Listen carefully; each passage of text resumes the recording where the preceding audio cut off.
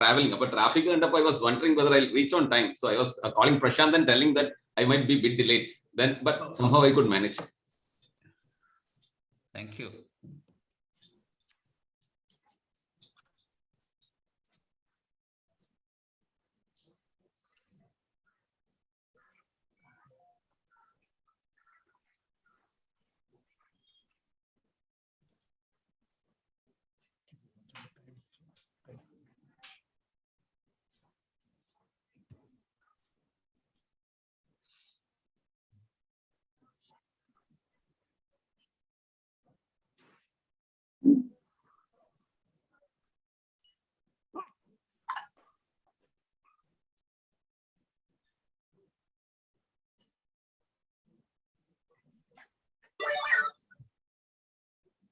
Yeah, just open the attendees are starting joining.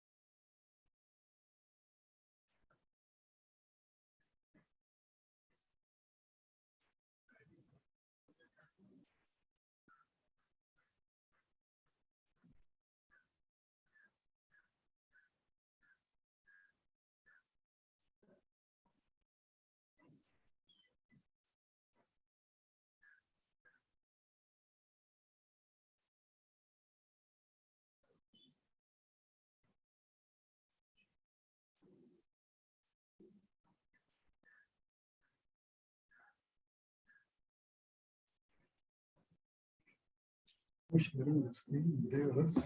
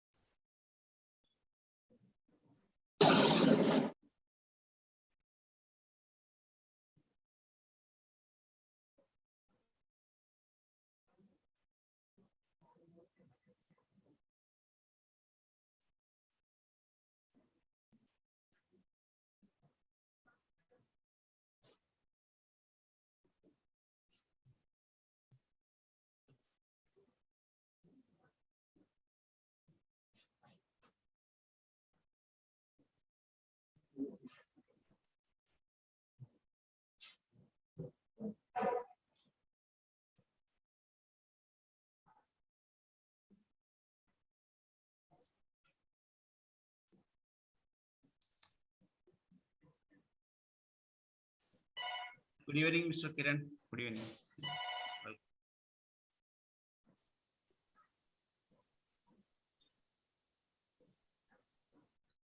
Good evening. I hope you can hear me. Yes, yes, yeah. On the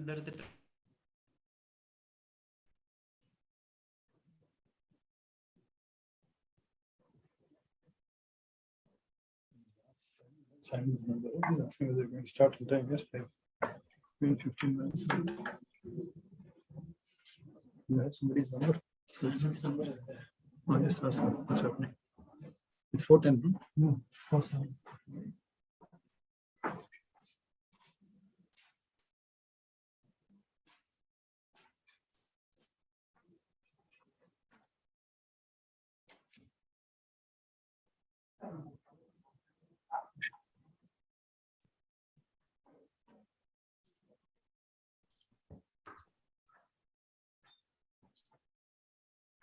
Shaka, we can start.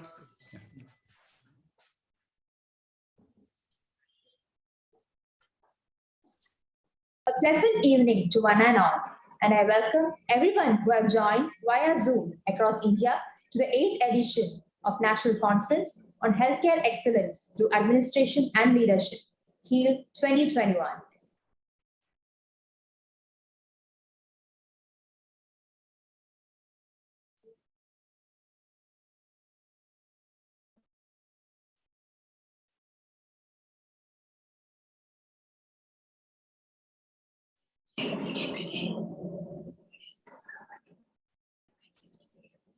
Myself, Shaka Puthuran, and Abhit Baburaj. your MCs for the day. Due to the pandemic, this year we are constrained to organize the conference on a virtual medium as a webinar.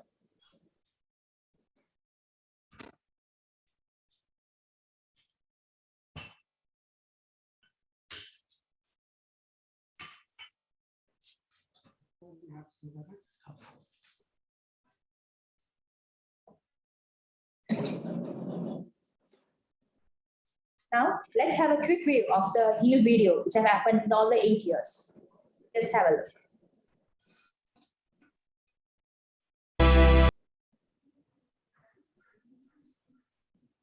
National Conference, HEAL. It brings together national and international level experts from the healthcare industry to share their knowledge, expertise, and thoughts, to share their knowledge on successful healthcare strategies, focusing on this year's theme, data privacy and security in healthcare. The aim of the conference is to discuss and evaluate the present environment of healthcare data privacy and security. An online quiz is also conducted at the end of all the sessions, so I request all participants to kindly stay back for you to win exciting prizes. Without taking much of your time, let's commence our conference by invoking blessings from the Almighty with a prayer song.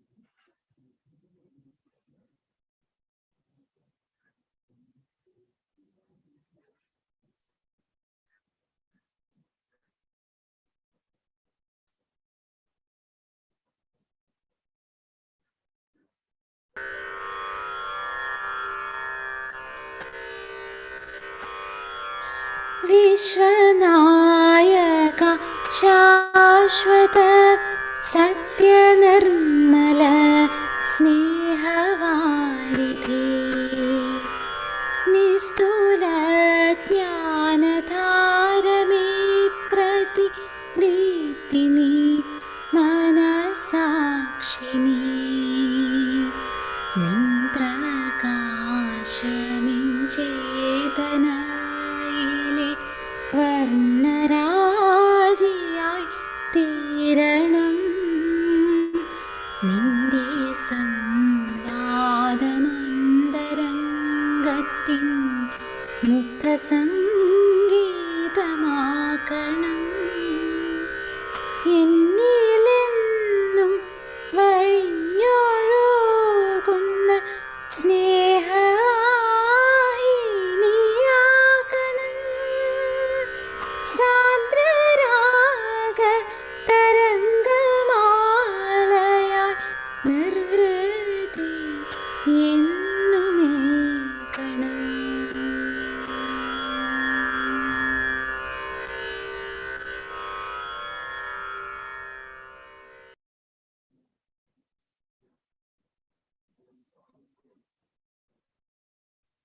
Invite CEO of Baby Memorial Hospital, Ms. Rfhha Bmh, to welcome the gathering. Respected Chairman, Dr. K.G. Alexander, our today's person who is going to inaugurate the session, Dr. Alexander Thomas, Dr. Lallu Joseph, who is taking the chair lead of the panel discussions, Dr. Vijay Agrawal, Advocate Shyam Patman, Colonel Satyendra Verma, Mr. Kiran Anandam Pillai, Dr. Bijoy Johnson, and all the members of BMH family, and the most important part of the session, that's the delegates. A warm good evening to each one of you.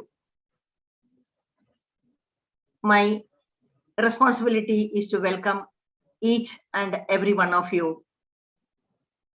Mainly, I'm so proud that this is the 8th edition of Heal, which has been conducted at Baby Memorial Hospital since last 8 years. We were really worried last year and this year because of the COVID, but due to this virtual platform, we will continue last year as well as this year. So let us thank God Almighty for at least giving us this open virtual platform by which we could continue our effort of Heal. I take this opportunity to welcome our chairman, who is always behind us for any event of Baby Memorial Hospital. It's not only behind, he is the part of us in every activity which is happening at BMH, and that's why BMS is today at the top of healthcare institutions in the country. Sir, on behalf of everyone, I welcome you for this gathering. I welcome Dr. Alexander Thomas, who will be inaugurating this function. He is the chairman, president of AHPI, that's Association of Healthcare Providers of India. Moreover, he is attached with the NABH from the inception, a role model for every youngsters, even to me also sometimes. And with one small telephone invitation, not 2 times, he has agreed to be over here to grace this occasion. Dr. Alexander, I welcome you on behalf of each members who have assembled over here for this function. Dr. Lallu Joseph, I can say she's a student of mine, and today she's my teacher. She has grown to that level, and I'm a proud teacher that who is happy to see her students growing beyond her. Dr. Lallu is presently working as the Secretary General of CAHO. Moreover, she is associated with CMC Vellore as Quality Manager. Dr. Lallu, I can talk much about you, but the time which is given to me is only 5 minutes, and I welcome you for this function, and you are going to chair the panel sessions which is going to happen in later period. I welcome Dr. Vijay Agrawal, who is the president of CAHO. Dr. Vijay also, we were worked together in NABH AC committee, again, you can also consider him also as one of my mentor at that initial period. Since he has taken charge of Kaho along with Dr. Lallu, I am not going to explain you what happened to Kaho. All of you are requested to please look into the website and you'll come to know where it has reached. Such a dynamic person is there with us to talk on technology in healthcare prospectus and the challenges. Dr. Vijay Agrawal, I warm welcome to you on behalf of everyone present over here. The other members of the panel, Advocate Shyam Patman, who is the senior partner in Messrs. Shyam Patman Associate Advocates and Legal Consultants. When I can say a very close associate of BMH. Anytime, anything, either at any presentation or anything, you call Dr. Shyam Patman, he is there. Now this time also, he is with us. Dr. Shyam, I take this opportunity to welcome you for this prestigious function. We have Colonel Satyendra Verma with us, who is the data privacy expert in our country. He will be speaking on cyber security, which all of us wanted to hear. And Dr. Satyendra, I welcome you for this gathering, and we all eagerly waiting to hear from you. We have Mr. Kiran Anandam Pillai, the advisor technology at the National Health Authority, who has again consented to be a part of our journey of HEAL. And in the 8th edition, he was ready to talk on data security and privacy design principles in national digital health ecosystem. It's my really privilege to welcome you, Mr. Kiran Anandam Pillai. And my youngest, one of the youngest colleague, Mr. Bijoy Johnson, who is a member of BMH, and he is a consultant in healthcare data analytics. When I say one of the youngest, though he's youngest, but his brain may be the biggest when I talk about Mr. Bijoy. Bijoy, I welcome you for this gathering. My dear colleagues and members of BMH family, who has worked behind this particular function since last 2 months. We have reached up to this level because of your hard work. I welcome each and every one of you. Finally, I just would like to welcome the delegates who are the brain, heart, and soul of this gathering. I can see only some 109 delegates joined, though we have about 500 people registered for the same. Maybe in some places 2 or 3 may be sitting together and joined, but I do not know. Anyway, at the end of the program, those who have not joined will be regretting. I welcome each and every one of you.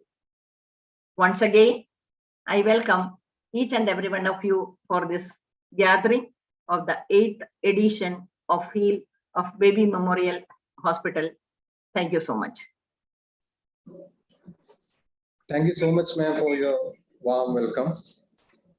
Now, let me request the chairman of Baby Memorial Hospital, Dr. K.J. Alexander, sir, for introductory address.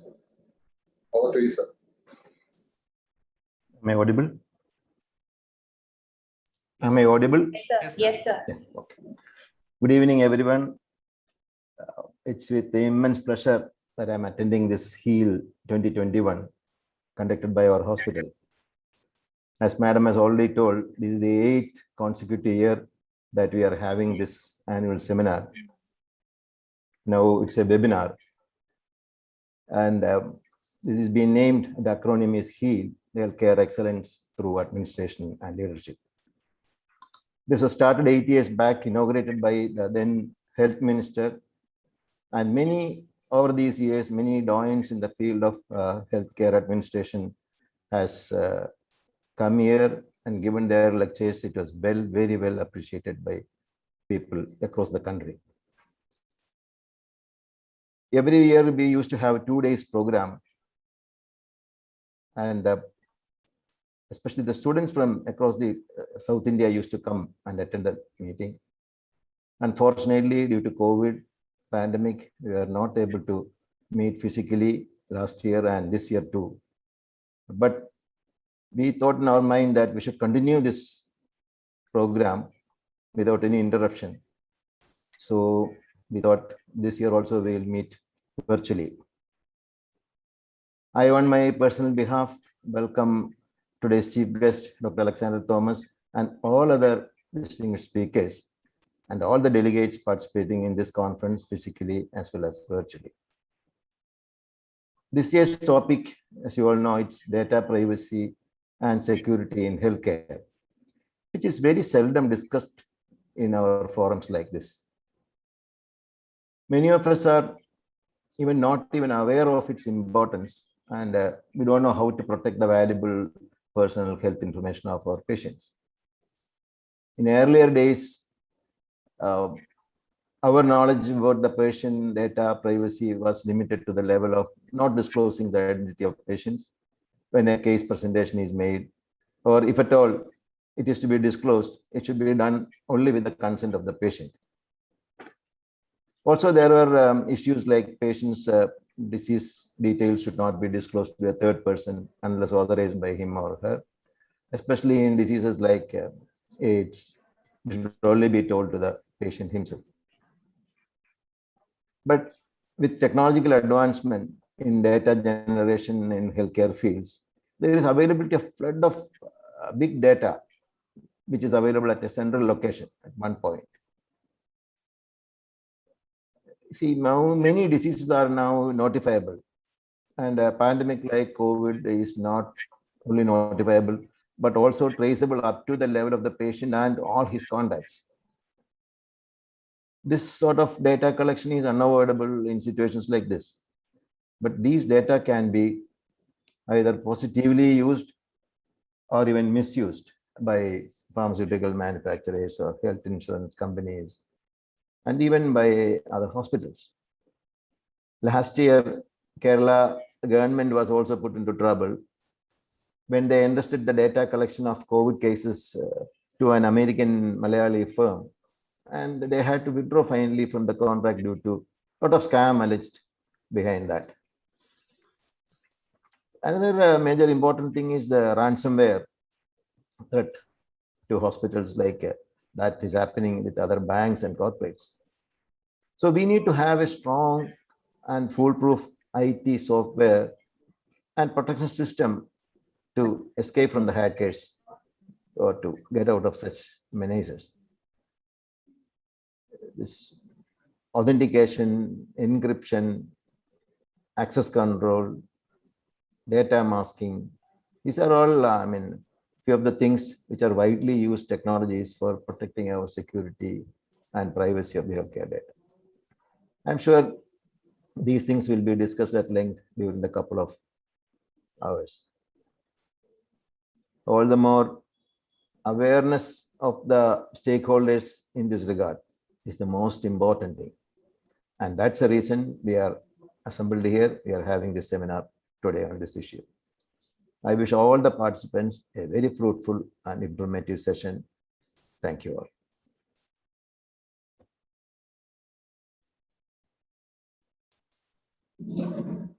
Thank you for encouraging words. The chief guest of today's function, Dr. Alexander Thomas.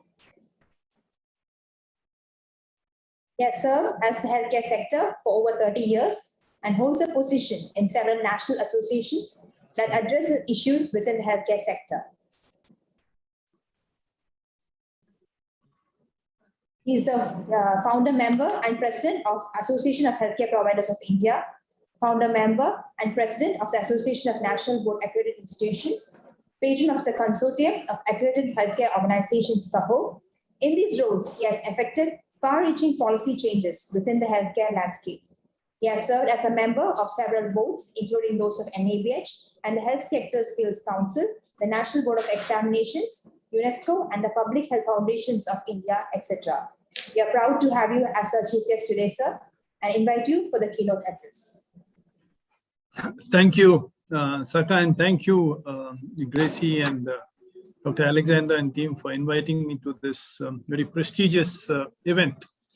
So just before the last couple of days, I just did a random sample of medical professionals to know their awareness of what is data security, what is data privacy. And as Dr. Alexander mentioned, our knowledge among medical professionals is probably just 2 to 3% of what it should be, which is not very good. So I must compliment BMH, not only for today's conclave, where they're touching on a very important part, but also for the previous 7 events that they had, very well attended and look forward to. So today I'm going to talk on a very basic level because I know that in our medical professionals circle, very few are adept at this, and even after me, I think we're going to have experts speaking on this. First slide. Yeah, so if you, this, I think all of us know, information is the lifeblood of medicine and health, and information technology is destined to be the circulatory system for that information. Now, very quick figures so to give you the importance of this. In 2018, around 15 million patient healthcare records were compromised. This is in the Western world. Halfway through 19, the number was already 25 million. So we're talking about 3 to 4 times. So it is a very emerging problem. And in India, COVID has actually fast-forwarded the use of technology. That is one of the big silver linings I see in India. Because of COVID, we have fast-forward technology. And I think the government is doing a lot of work like the National Health, the NDHM and others, but we need to move faster before some catastrophe overtakes us, because India is probably ahead in many areas, but also behind in many areas, especially in regulation and other laws. So what is data security? Data security is an essential part of the healthcare industry for protecting confidential patient information and complying with regulations. In the past, as all of us know, it was very easy to protect the patient data because it was recorded on paper and locked in filing cabinets, and the situation has completely changed. Today, because of advances in technology and the digital age, patient records are now stored electronically on computers, storage devices, etc. And with this advanced technology, there are increased risk of data breaches, malware, viruses, and other attacks. Today, all of us in the hospital, in the clinics, nurses, doctors, and other healthcare professionals rely on technology such as computers, tablets, etc. to access, update, and record data. We also share data between multiple facilities and healthcare providers. So it is only natural that we need better healthcare data security solutions to help reduce the risks. So data security is the type of preventive measure that helps secure and protect data. The objective of data security for health corporations is to develop an effective and efficient plan to ensure that their data and their patient care is as secure as possible. Now, why is data privacy important in healthcare? In general, as was being mentioned earlier, the number of cyber attacks against corporates, etc., is increasing. Hackers know that companies have money to pay. Healthcare industry is especially prone to a target because of the amount of valuable sensitive data they hold, the motivation they have to keep business operations running, and the fact that many healthcare organizations, and especially true in India, many of our healthcare organizations are running on outdated or improperly secured networks. And because of the nature of the business, healthcare organizations house a lot of sensitive data. A lot of data, the patient records with very sensitive information, the credit card numbers, insurance information, and medical diagnosis data. So hackers find this this information particularly lucrative. A cyber attack in a hospital or a healthcare organization has a major impact potentially on business operations. And as opposed to other businesses which may have to just halt administrative and sales operations, in a healthcare organization, when a network goes down, patient appointments, surgeries, and other medical treatments are affected. And especially a bad effect on patients who are critically ill and in need of immediate care. And of course, now, last but not the least, it affects the reputation of the institution. Now, what are the risks, the healthcare data risk factors? And many of these are very peculiar to India. Many of our institutions have outdated systems. It makes it easier for the hackers to gain access to healthcare data. And these type of systems lack the proper security because they are no longer supported by the company that created the software or hardware. I think this is a very familiar story in our country.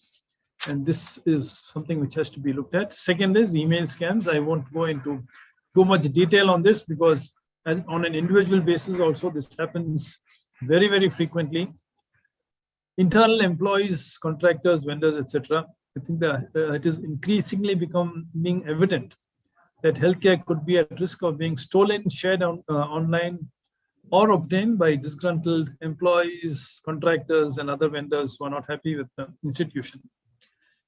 The unsecure or poor wireless network security, because securing data goes beyond wired workstations, and many of our hospitals, even in India, use wireless devices. It is essential to ensure that wireless networks are secure with complex passwords. The lack of strong passwords is another area of concern. A lack of training in data security practices. I think this is something that we need to focus on in India, and all our employees need to be trained in this. I'll come to this again a little later. And the failure, I think one of the things we have to do is always keep the data secure. When employees walk away from workstations and leave them unlocked, so anyone can go into the workstations to obtain and steal data. So these are simple tips which will help us in becoming a little more safer. Now, how do you ensure data privacy? I think 3 cardinal rules. I think every hospital needs to have a cyber security policy. This includes general points on how to stay safe when working online and in programs. You can have tips on how to log out of computers when they're not in use, or how to securely send sensitive information to other employees. Tips on passwords. Advice on how to recognize and avoid phishing schemes can also go a long way. I think it's also important that we have to implement role-based security. All our employees should not have all the access to all the company information. It is not required, like financial documents to patient files don't have to be available to anyone. Role-based security procedures minimizes the risk of important information being leaked or stolen and prevents employees with bad intention from accessing information they want.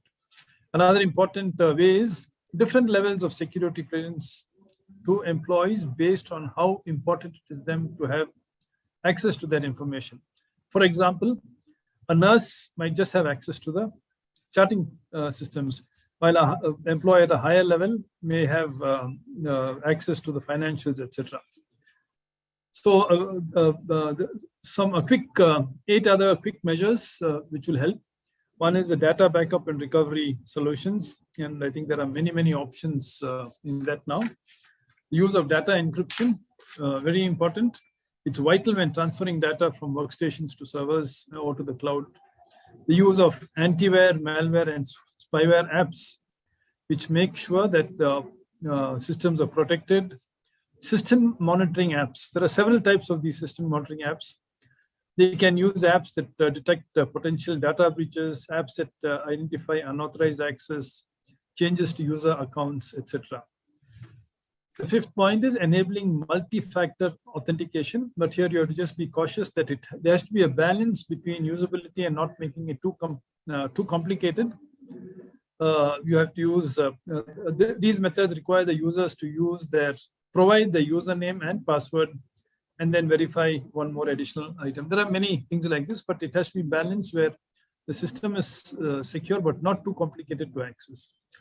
Ransomware protection, as was mentioned earlier, this will protect our workstation and servers from ransomware.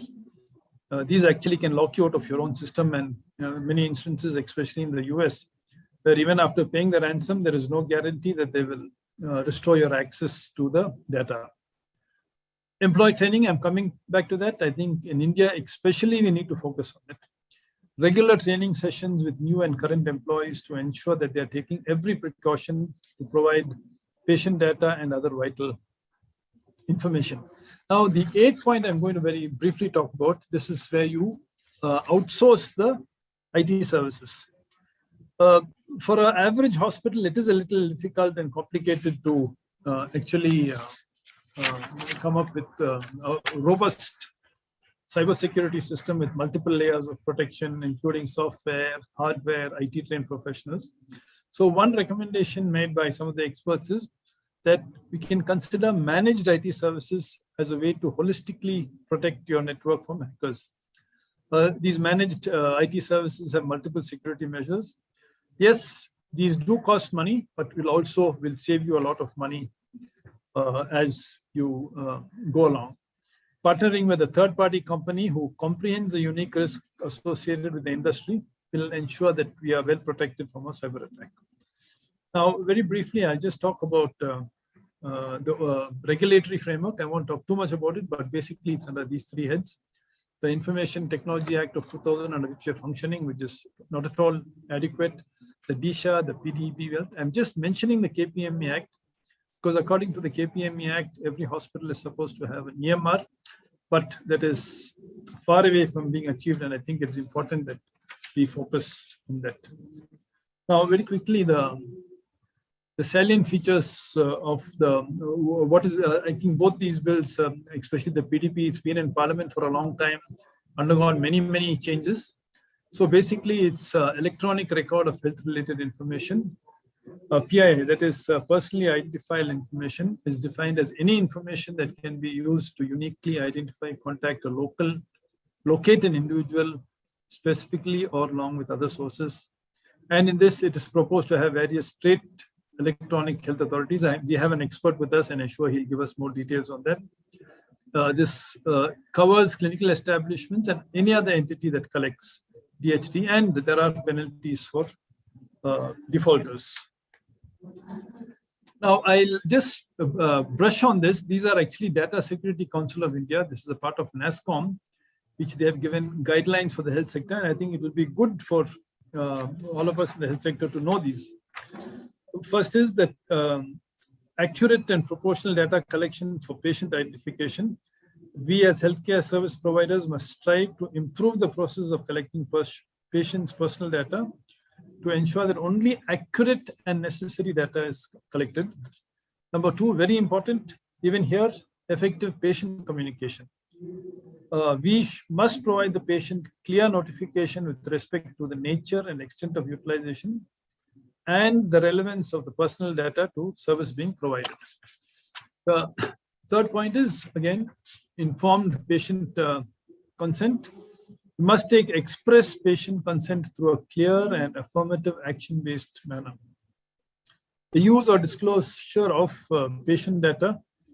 Here we must use patient's personal data only to the extent laid out in the purpose or to the extent of the consent provided by the patient. I think these are very important points.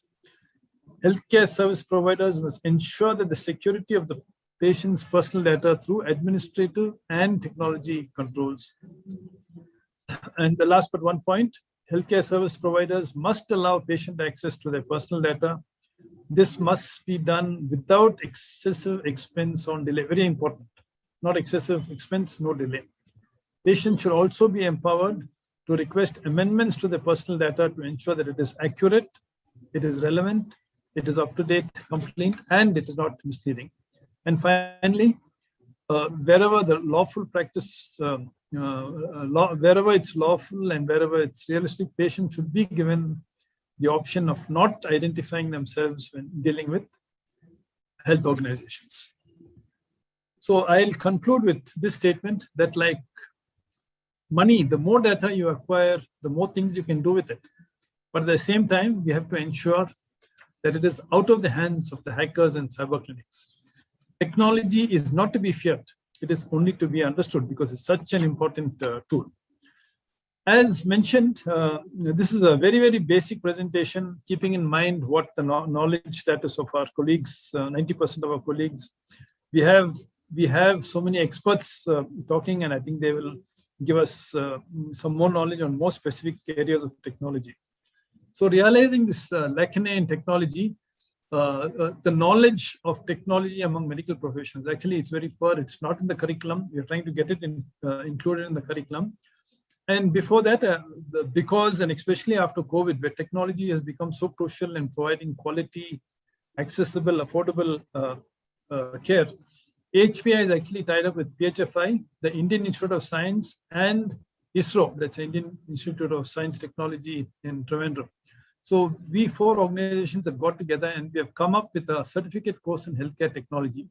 Very basic course, but it'll give you some idea of what technology is, how it can be leveraged for use by a hospital, by individuals. And those of you who are interested, please go to this link or you get in touch with me and we will definitely help you in this, because it's a comprehensive course which gives you an idea, a little bit of idea of all the important areas of development. What are the careers in technology, cybersecurity by all the experts. We are also almost finalizing this book on healthcare and technology. Again, this is to empower our medical colleagues. This is sometime in 2022, we're planning to release it.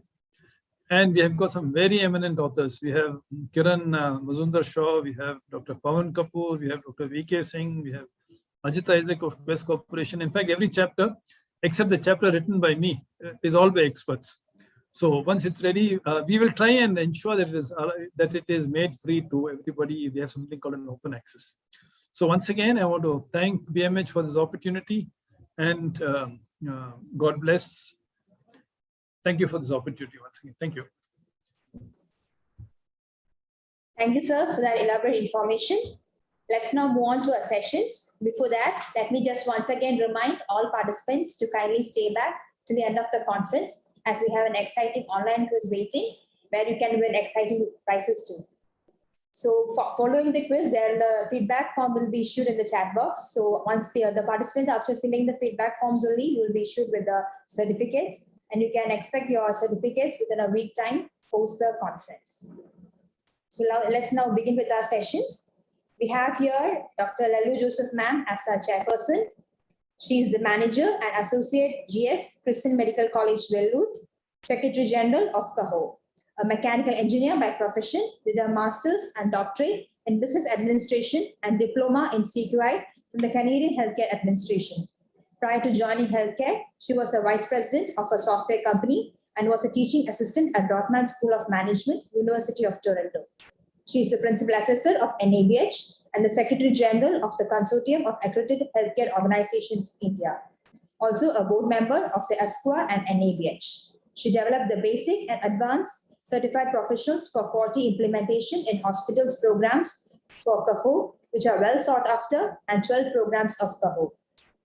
She has many book chapters and publications to her credit and has won many awards, and is a proud recipient of the Young Quality Achiever Award of 2016, Dr. M.S. Ashraf Award, Indian Medical Association, Tamil Nadu State for 2018, D.L. Shah Award, QCI in 2016-2019, and BMJ Southeast Asian Award in 2017. Welcome you, ma'am, to HEAL 2021. And over to you, ma'am. Thank you very much for that round of introduction and for welcoming me. I honestly do not deserve this welcome. In fact, our excellent speakers here deserve all the welcome because we are all looking forward to hearing from them.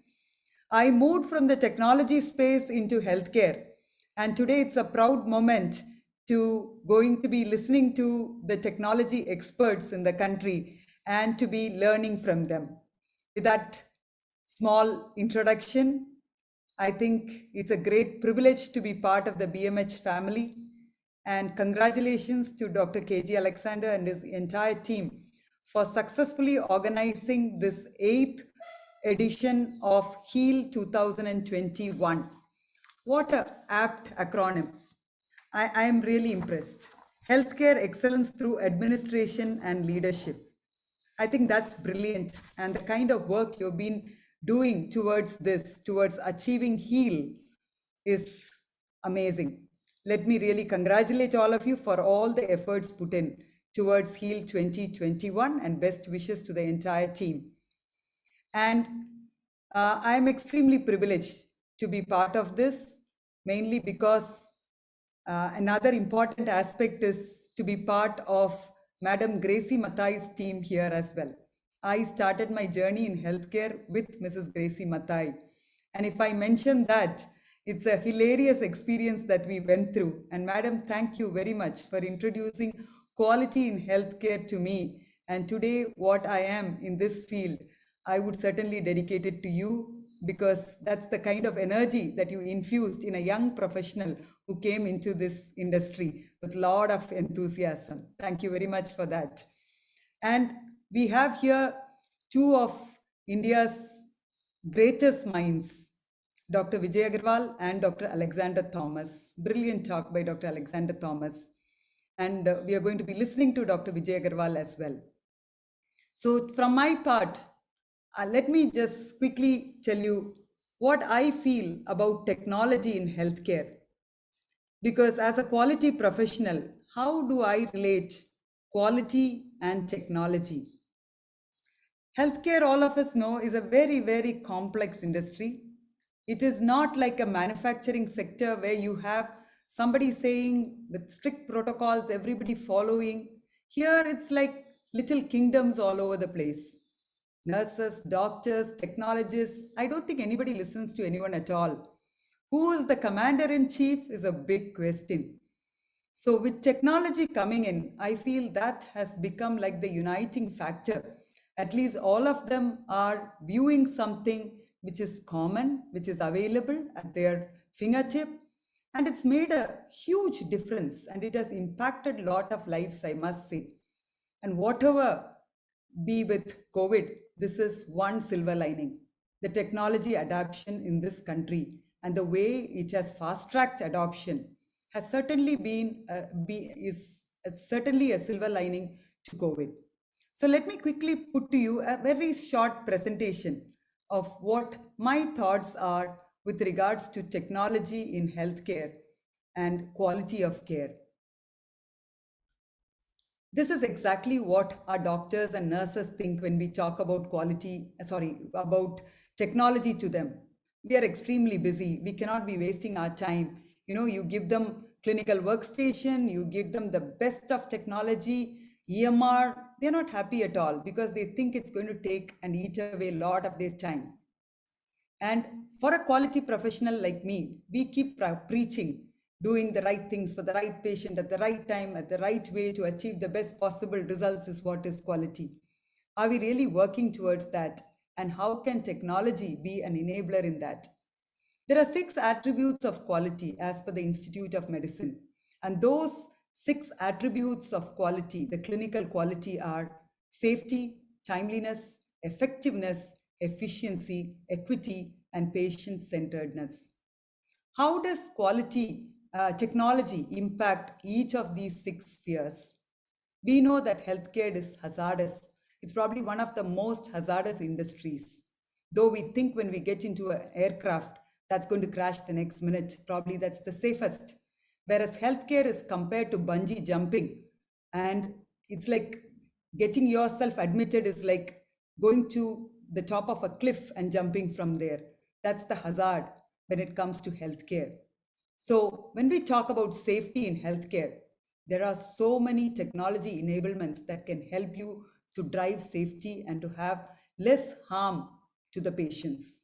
There are so many of them, starting from incident management systems, a robust document management system, closed loop medication management, ferromagnetic detection system. All these enable some of the examples as to how we can try and avoid harm to patients. So therefore, 1 out of 6 is covered.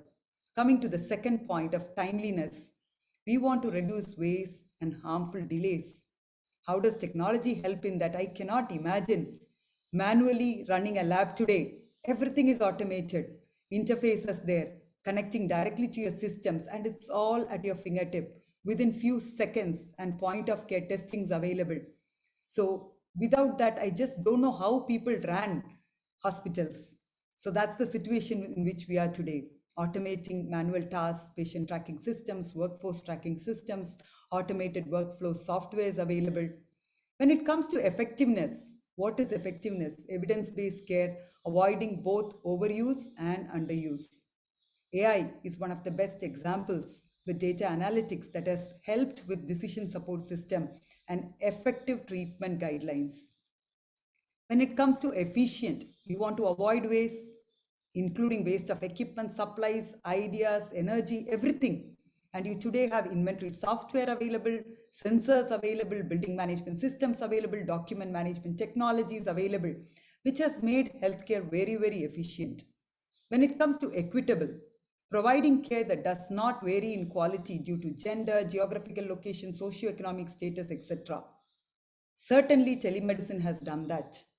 We are all well connected, and there's no rich or poor when it comes to telemedicine.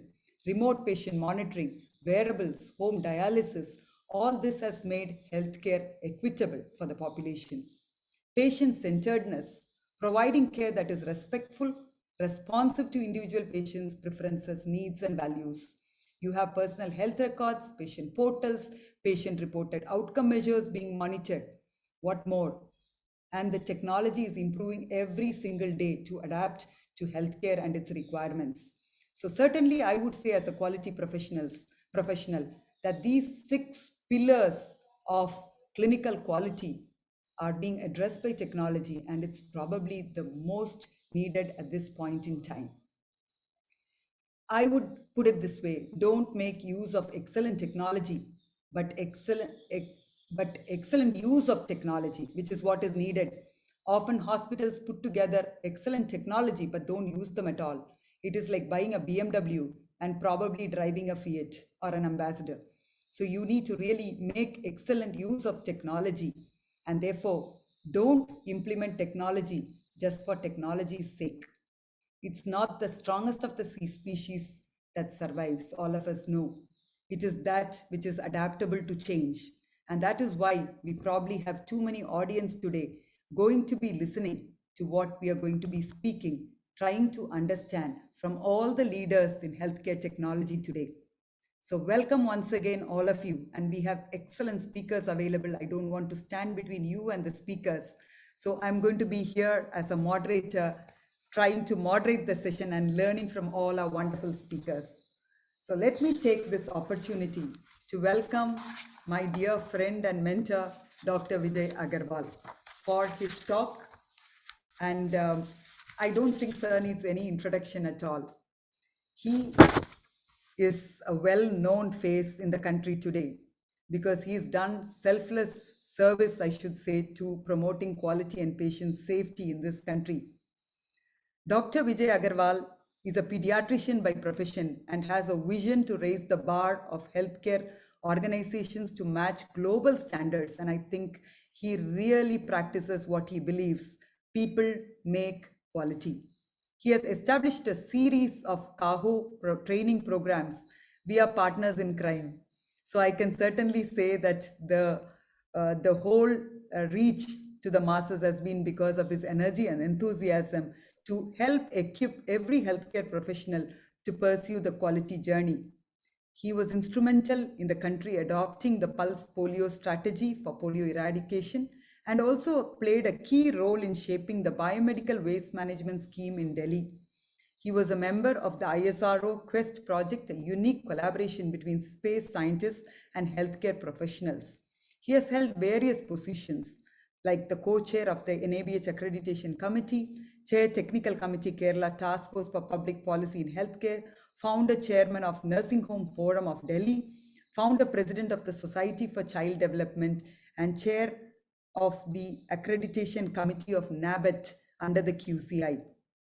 He has received various awards: the Lifetime Achievement Award of the Indian Medical Association, Lifetime Achievement Award of the AHPI, Kimpro Platinum Standard Healthcare Award for being National Statesperson for Quality and Excellence. So over to you, Dr. Vijay Agarwal, for your talk. And I would request the participants to put up your questions in the Q&A session, and we'll be able to answer those after the talk is over. So over to you, Vijay sir, and to all the participants for listening and for clearing all your doubts. Thank you, Dr. Larujosa, for such an elaborate introduction. And I was trying to really make out you were talking about me or somebody else. But thank you anyway for reminding me of many things. Also, I'm very thankful to Madam Gracie Mathai and Dr. KG Alexander for inviting me to this really prestigious program. And of course, very, very grateful to Dr. Alexander Thomas, my predecessor. He was the founder, president of CAHO. And I think a talk and introduction by Lalu Joseph has made my talk a little, I would say, easier in the sense that my talk should be really complementing to some of the points that she has kind of raised. I like to focus on technology in healthcare, prospects and challenges. Now, I would just like to take the participants, number one, to understand that where are we, which technology are we talking about? So I hope just to kind of remind people that the human race has gone through 4 industrial revolutions. The first industrial revolution was that which was around the steam engines, and it was the one which was coming more from England. This was in the late 1700s, or the beginning of the 18th century. The second industrial revolution was more around the electricity and the assembly lines, and this was mainly from America. The third industrial revolution was more around in the 20th century, in 1960, 70, when the introduction of computers, internet, automations, and even robotic kind of things. While the fourth industrial revolution has been this introduction of the digital, I would say, technology, sensors, so which has, on top of the third industrial revolution achievements, these add-ons by especially the digital revolution. So today, actually speaking, this technology revolution is mainly the digital revolution, I would say, and what kind of impact this digital revolution has had in our lives. And I think this has been really fantastic in the sense you see now the newspapers has been replaced by your iPads or phone or laptops. The kind of the music box that you used to carry has been replaced again even by your phone or by the special thing that comes out. Your travel things now, you don't have to go to a travel agent, make my trip, does all that. Telephone, is always in your hands. The yellow pages is all done by many programs like India Mart. These post letters and even the calculators, everything has kind of again gone away by your digital thing that you are having in your hands. Photograph, I think the whole industry has been killed by our digital phones. Orkut used to be the one, the platform where you used to make friends. That was a Google produced. This thing has been now replaced by Facebook. So what we find is that this kind of a digital thing, which has impacted our lives in day-to-day life, actually speaking from that point of view, I think the digital adoption in healthcare has been slightly lagging behind. But the digital technology is becoming a part of the care team now, right from one spectrum to another. And there are various ways. I was just trying to say, how do I kind of say that? How how can we talk about the digital transformation in healthcare? So I'm looking at 4 buckets. You could be doing digital transformation for engaging patients, for empowering care teams, that is doctors, nurses, and others, or we can improve governance, or we are also talking about the continuity of care. So when we talk about engaging patients, some of the things that you will see is like nurturing the patient relationship, patient portals and mobile apps for various things, and social engagement of the patients. So to talk about some examples I wanted, so this is some of the examples, in fact, which has been done. For example, at the moment at Nanavati Max, this was one of the presentations made there, that they are doing already an online OPD appointments.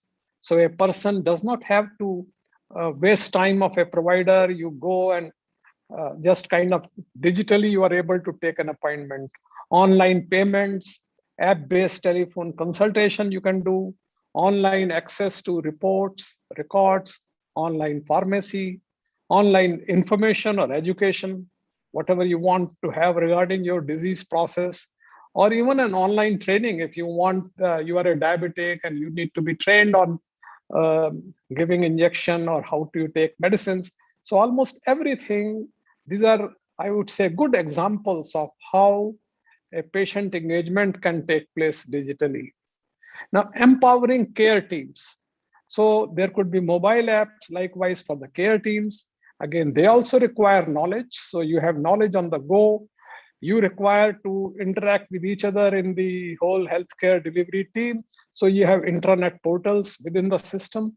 And once again, there are these examples where these are not like a myth today. So doctors were very happy writing on a pen and paper. So now they have come out with digital pen and paper, so which automatically is putting the information into the electronic health records. And the electronic health records are there, and which are a great advantage to the clinicians, because it's giving them an immediate access, real-time access to patient vitals. I mean, just look at it today, an intensivist maybe sitting at home, or maybe just is stuck at a red light crossing, but he can have access to the vitals, he can give consultation, he can provide vital, I would say, direction to the care team. So there is a mobile app again for video consultation he can do. There is a artificial intelligence or machine learning based radiology reporting. It has really made the life of the radiologists, I think, a lot easier. Access to panic value lab reports, it's such an important thing that you have a lab report. Normally, the lab persons would be tracking and tracing the doctor, and it might take sometimes even a few hours before which he could be conveying the report to him. But now the panic values can be conveyed to the doctor and to the concerned entire team at the same time. And clinical diagnostic support systems are now coming in a big way for the doctors, helping them so that we reduce the chances of errors, we reduce the chances of delayed diagnosis. And there are many examples now of path-breaking innovations. There are a huge number. I just tried to pick up one from one of our Kahotech presentations. So, for example, this was a presentation made by this people who made this device called Rfhha.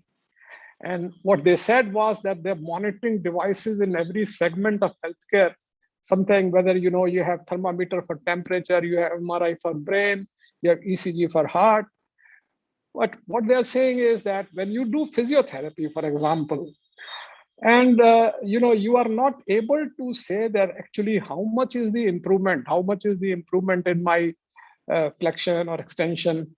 So here, the patients are motivated to see the feedback in real time, and they are able to quantify the improvement. So we find that this can be a very fantastic tool for the people in physiotherapy to, this is a great innovation. 3D printing was another, I would say, a great presentation made again at Kahotech, where the people at Amrita Institute, they had done a 3D printing, a printed heart for a pediatric cardiac patient. That patient was not able to undergo a pediatric cardiac surgery because they thought that was very high risk and the patient could die on the table. But once the surgeons had a 3D printed model of heart before them, they were able to look at and they said, yes, we can do it. And they did that operation successfully. And today, if you do Google, you will see lots and lots of hospitals who are using the 3D kind of an application for orthopedic, for face reconstruction, and many things. Now, we should talk, one of the important things will be also to improve governance, because that's where I think the administrators will be hugely interested.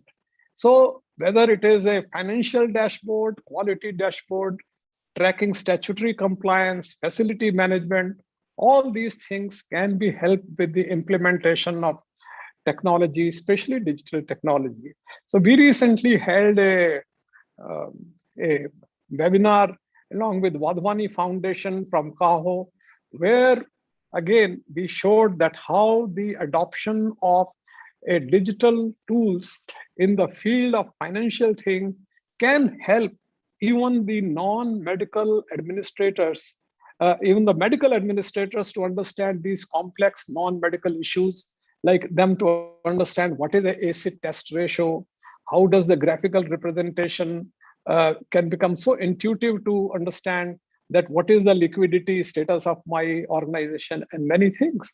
So you have like a dashboard, and you can even in fact create an operational quality dashboard where you can have the operational figures like my OP/IP volume, my key procedure volume, or the financial things that we talked about.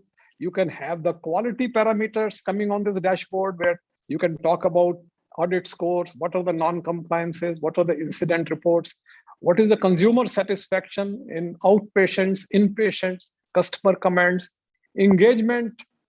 So my compliance of my human resource for the events compliance, training compliance, my employee satisfaction score, what is my attrition rate.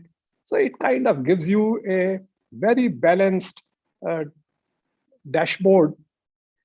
And you can manage all your statutory and other licenses. We are coming out very soon from Kaho with one of these applications with the help of IBHAR, where you will be able to see all your licenses, that when are they expiring, when and what are the implications of not following one of those things. And there are examples again of facility management, where you have emergency code alarm software. You have the whole building management system actually to tell you about electric voltage supply, lot of things, every part of it. STP effluent monitoring software. You have biomedical waste barcode and hazmat software, visitor pass software for patient attendants, complaint management. So you are only limited by your own thought process that where can I implement technology and where can I bring about a betterment. And then I think that's the very, very important, totally neglected area is to how can we transform continuity of care. And that's where the home care solutions, remote monitoring, a doctor being available 24/7 is happening. So for example, now one of this company, and there are many more who are coming out, they are saying that all these parameters that you can see like oxygen saturation, ECG, temperature, blood glucose, blood pressure, fetal heart rate, if child you're looking at a newborn, all these things can be monitored from the device that they give, and they can be monitored from home. And you can ask the patients for their compliance to medicines, exercise, investigations. You can talk to them about goals you are assessing. And therefore, this team, which is doing all this, they can be then in touch with the treating hospital and doctor. And therefore, patients who are being discharged from the hospitals, they were not being, I would say, monitored that closely. But now with the implementation of this technology, it is becoming a great area for even increasing the revenue of the hospital. So future of healthcare in India will be that the patients will be more aware and informed. They are better informed on health risk and mitigation factors, better educated on importance of healthy living, able to differentiate products and services on quality and outcome. They'll be more engaged and participative, and they will be more value conscious. So issue is this, that with all these importance still, you see, there are, I think, huge challenges. I think one of the most important challenges are related to cost. It is related to regulations. There is a frequent change sometimes in the products that you are buying. But one of the most important would be, I will say, the limited buy-in from the decision makers. They have to start understanding the importance of the technology, and there is a limited buy-in there. And there is we are somehow always a reluctant acceptance of of anything new. So people believe more in status quo. Chalta hai, this is how it should happen. This is how we have been doing. Let us do it. What's the need for a change? Then, therefore, unless you do all that, you have to make changes in the infrastructure while designing the hospital. A lot of things have to now, you have to think in terms of how the processes are changing, how the human resource, how do you kind of train your people to start adopting and making use of technology. The other important thing is now today, the technology, as we talked about, has become like an ocean. So the issue is this, what is the roadmap? Where am I? How can I assess that? And I think that is another important, I would say, thought process for any organization to start thinking as to where am I? What is my maturity model? So that's where this HIMSS, which is the Healthcare Information Management System Society maturity models, are there, which are healthcare specific, outcome oriented, they are prescriptive, clear, and informative. And they simply state what is the compliance requirements, and therefore you can know that what is your roadmap, where is the benchmark, where are you global or aspirational. So, and it should be like vendor agnostic. So these maturity models, which have been introduced by HIMSS, is actually on many things, whether they are analytic maturity adoption model. There is you are interested in continuity of care maturity model, you will look at CCMM. You are wanting the clinically integrated supply outcome model, you will look at CSOM. But most important, I would say, is EMROM, which is the electronic medical record adoption model. So depending upon whatever is your area of need, you can look at a maturity model that is of interest to you. But EMRAM, which is the electronic medical record adoption model, it can definitely help you improve patient safety. It can support clinicians, because an effective EMR is one that is designed for the distinct uses of the clinicians who work with it. EMRAM ensures the workflow and content in the digital tool meets the need of the clinical team while monitoring compliance with the approved standards. And whether it is helping in increasing patient satisfaction, and again, what is the topic of the day today, it will be also looking at that how secure is your data by using whichever method of or whatever EMR you are using. So therefore, these kind of the adoption models can help an organization in understanding whether I am at stage 0, where I have not even applied the laboratory, pharmacy, or the radiology systems, which are the 3 pillars. And going on further to stage 2, 3, 4, 5, 6, like that, you can make out as to what stage of maturity in terms of the digital adoption of the electronic medical record you are in. So Rome wasn't built in a day. Globally, digital healthcare has been under widespread discussion since the web became commercialized and the computers emerged in the late 80s.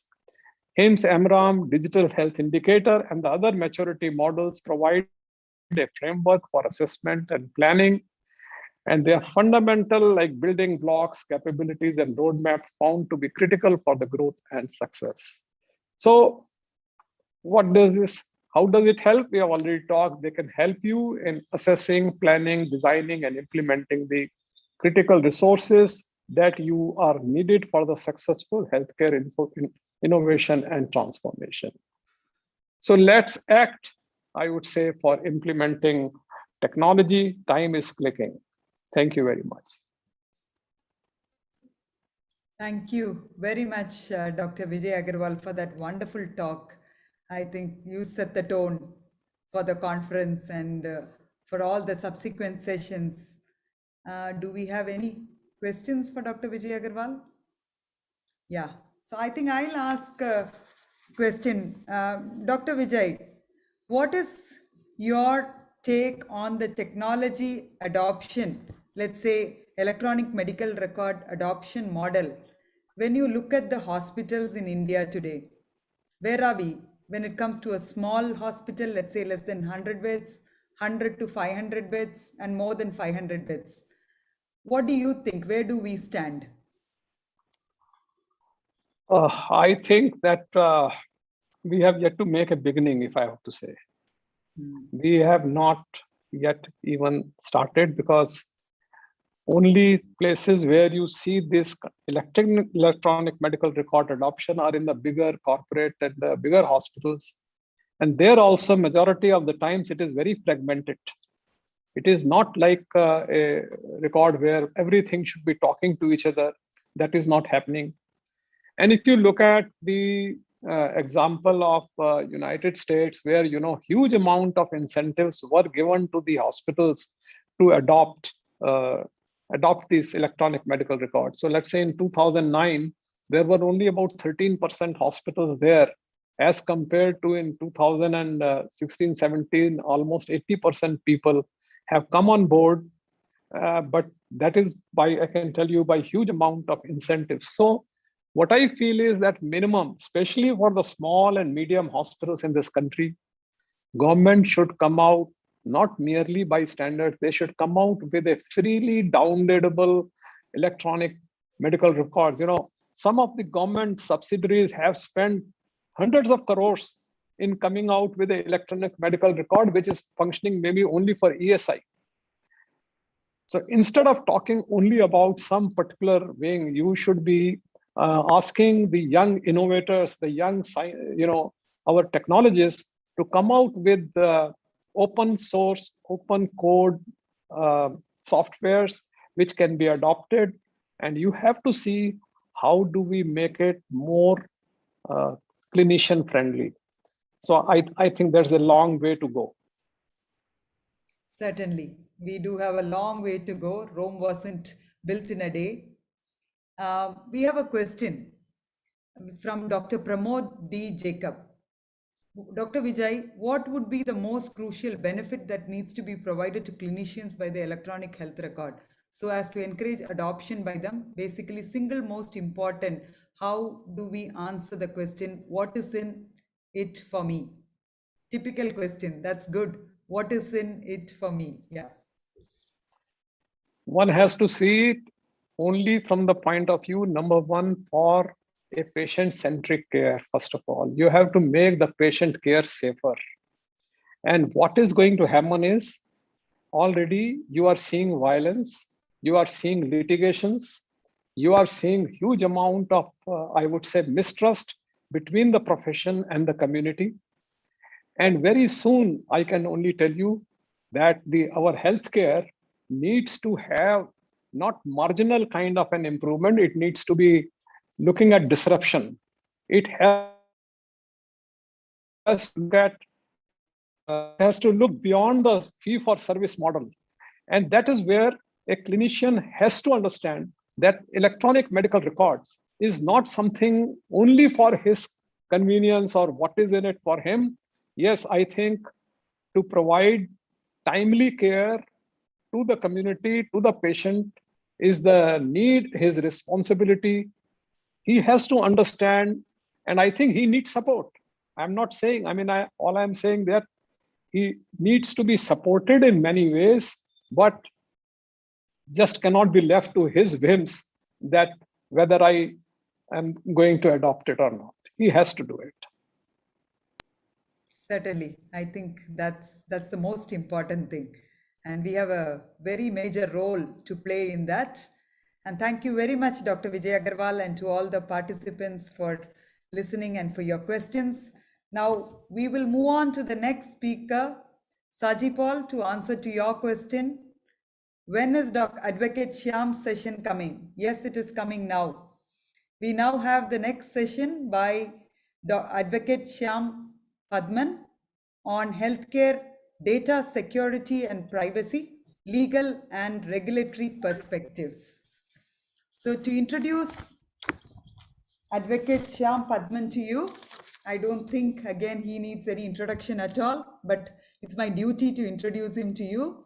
He's an eminent advocate with over 30 years of standing at the bar and is a widely recognized techno-legal and medico-legal consultant, a very rare breed, I must say, techno-legal consultant. He is an adjunct professor of law in reputed institutions and occupies the position of legal counsel in many notable institutions, organizations, and companies in India. He's also a frequent columnist for the Indian Dentist Research and Review and has also authored several articles. His latest achievement is the national webinar hosted by him titled Legal Empowerment Through Interaction Lecture Series, which has now crossed 206 episodes on diverse legal topics with eminent faculty from different parts of the country and abroad, and the YouTube channel having more than 6,000 subscribers. Best wishes very soon to you, sir, to reach 6 lakhs. He is also the General Secretary of the Calicut Government Law College Alumni Association and its Golden Jubilee year 2021. Over to you, sir. I think all of us are eagerly waiting here to listen to you on healthcare data security and privacy. Over to you, sir. Thank you, Dr. Lalo. In the sense like I am the odd man out, not a medical man. Madam Gracie and Dr. Alexander and team BMH, congratulations for hosting this wonderful program for the continuous, I think, 8th session. I was part of the 6 or 7, I believe. But it's wonderful that an establishment is able to host academic sessions which evince interest from different stakeholders and different quarters. Today, I'm asked to speak about the medico-legal or legal aspects of healthcare data security and privacy legal regulatory perspectives. Thankfully, there is not much of law available. So I can say anything and everything under the sun because it's all in the anvil. The law has to be enacted, the bill has to come forward. It's being discussed. But I'll just place, given the opportunity, with apologies to everybody, but I'd ask you one thing. Is it not time for us to have a dedicated health law?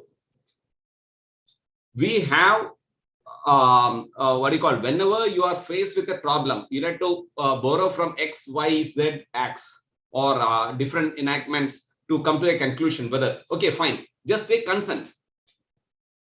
Age of consent. I don't know what is the age of consent. Majority Act is there, other acts are there, different acts are there. Should not the stakeholders, now that I'm addressing a national platform that has been afforded by the BMH wonderful establishment, could I not request that all of you think in terms of having a dedicated health law? It's a category in itself. It can be a class in itself, in the sense it requires some sort of legal attention. When you say rash and negligent act, you go to the same provision wherein you have the rash and negligent driving and rash and negligent act of someone else. Whereas when you do things or you act in an entirely different realm, that is just my preface. That's my open thoughts for you. I just recently read the Pegasus judgment of the Supreme Court. If George Orwell was quoted, 1984, Animal Farm, I don't want to mention anything because I'm sure that I'm addressing an enlightened, audience. If you want to keep a secret, you must also hold it from yourself.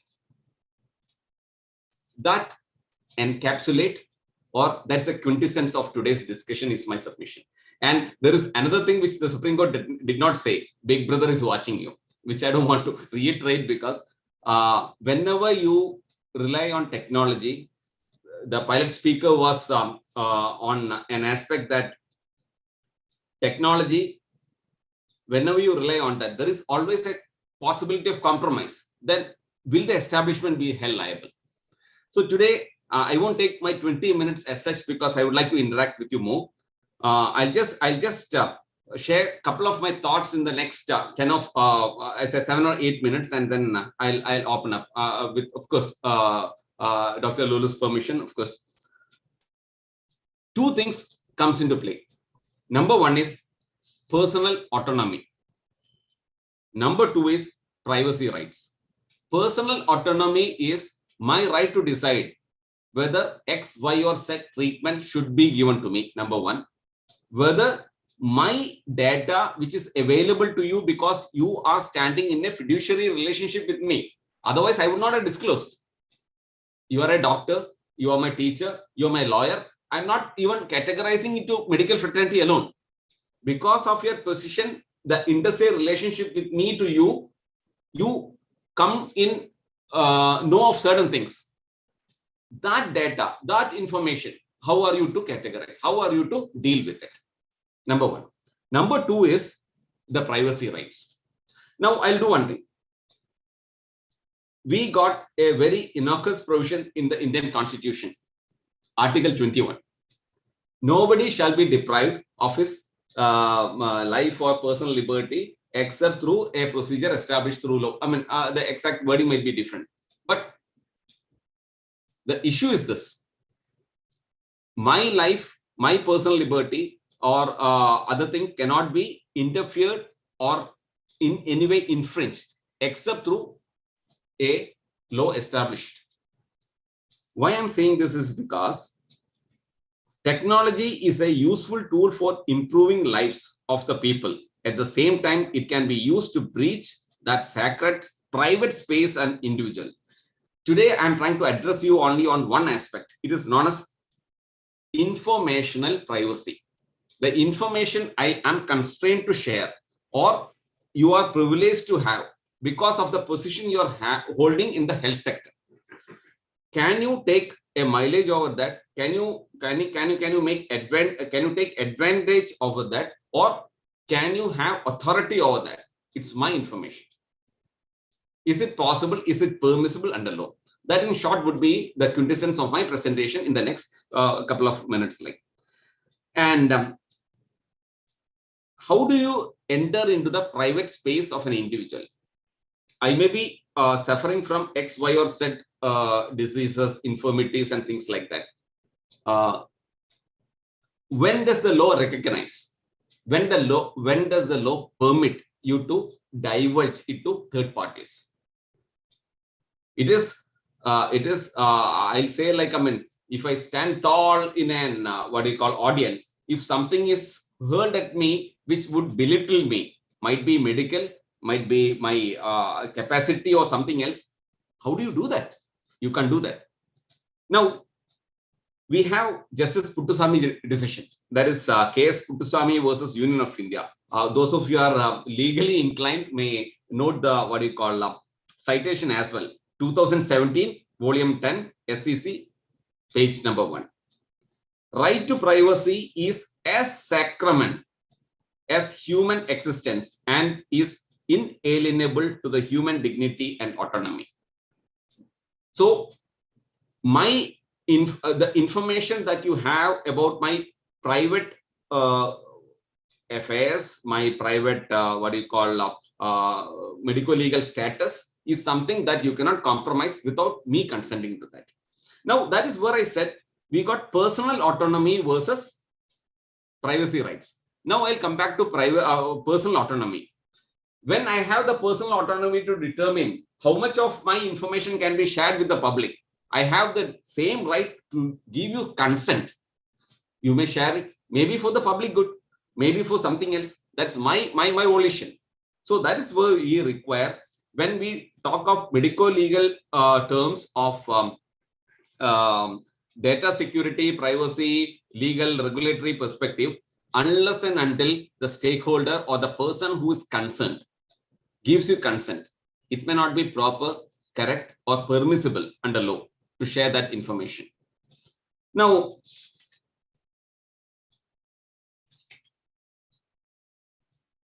privacy cannot be an absolutely right, correct? We have chapter 3, part 3 of the Indian Constitution, which deals with fundamental rights. All of us know that none of these fundamental rights are without any reasonable restrictions. So any right which has been afforded to you by the Indian Constitution, being an Indian citizen, is visited with reasonable restrictions. The reasonable restriction as far as health sector is concerned, if I am having some sort of a health condition which would compromise the entire community or at least my immediate community, you can disclose. There is one case which is known as X versus Y by the Honorable Supreme Court, wherein a doctor disclosed to his friend that the person your daughter is going to get married is suffering from HIV positive or rather immunocompromised, for whatever AIDS or whatever terminology you may use. He said that it is a breach of the privacy, breach of the confidentiality, and approach up to the apex court. But the apex court said that when you have a right of what you call privacy, confidentiality, etc., the other person has got a right to life. And if you have to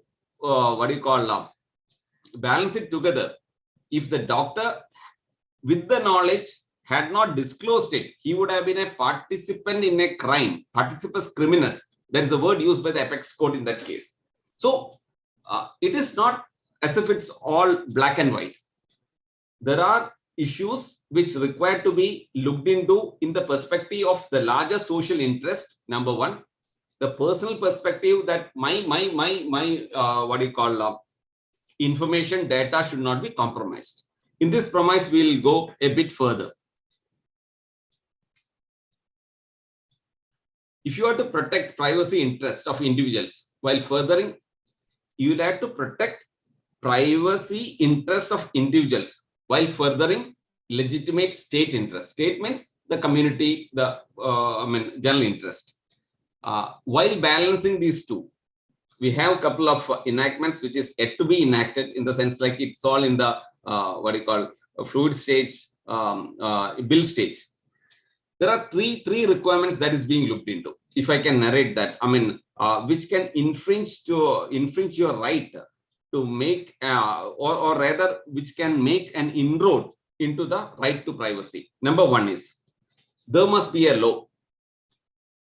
Why? Because Article 21 says that nobody shall be deprived of his life or personal liberty except through a procedure established by law. So there should be an enacted law.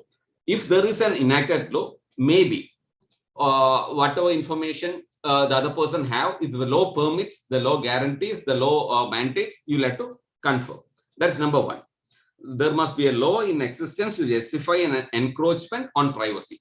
Two, the requirement of a need in terms of legitimate state aim ensures that the nature and content of the law which imposes the restriction falls within the scope of reasonable mandate.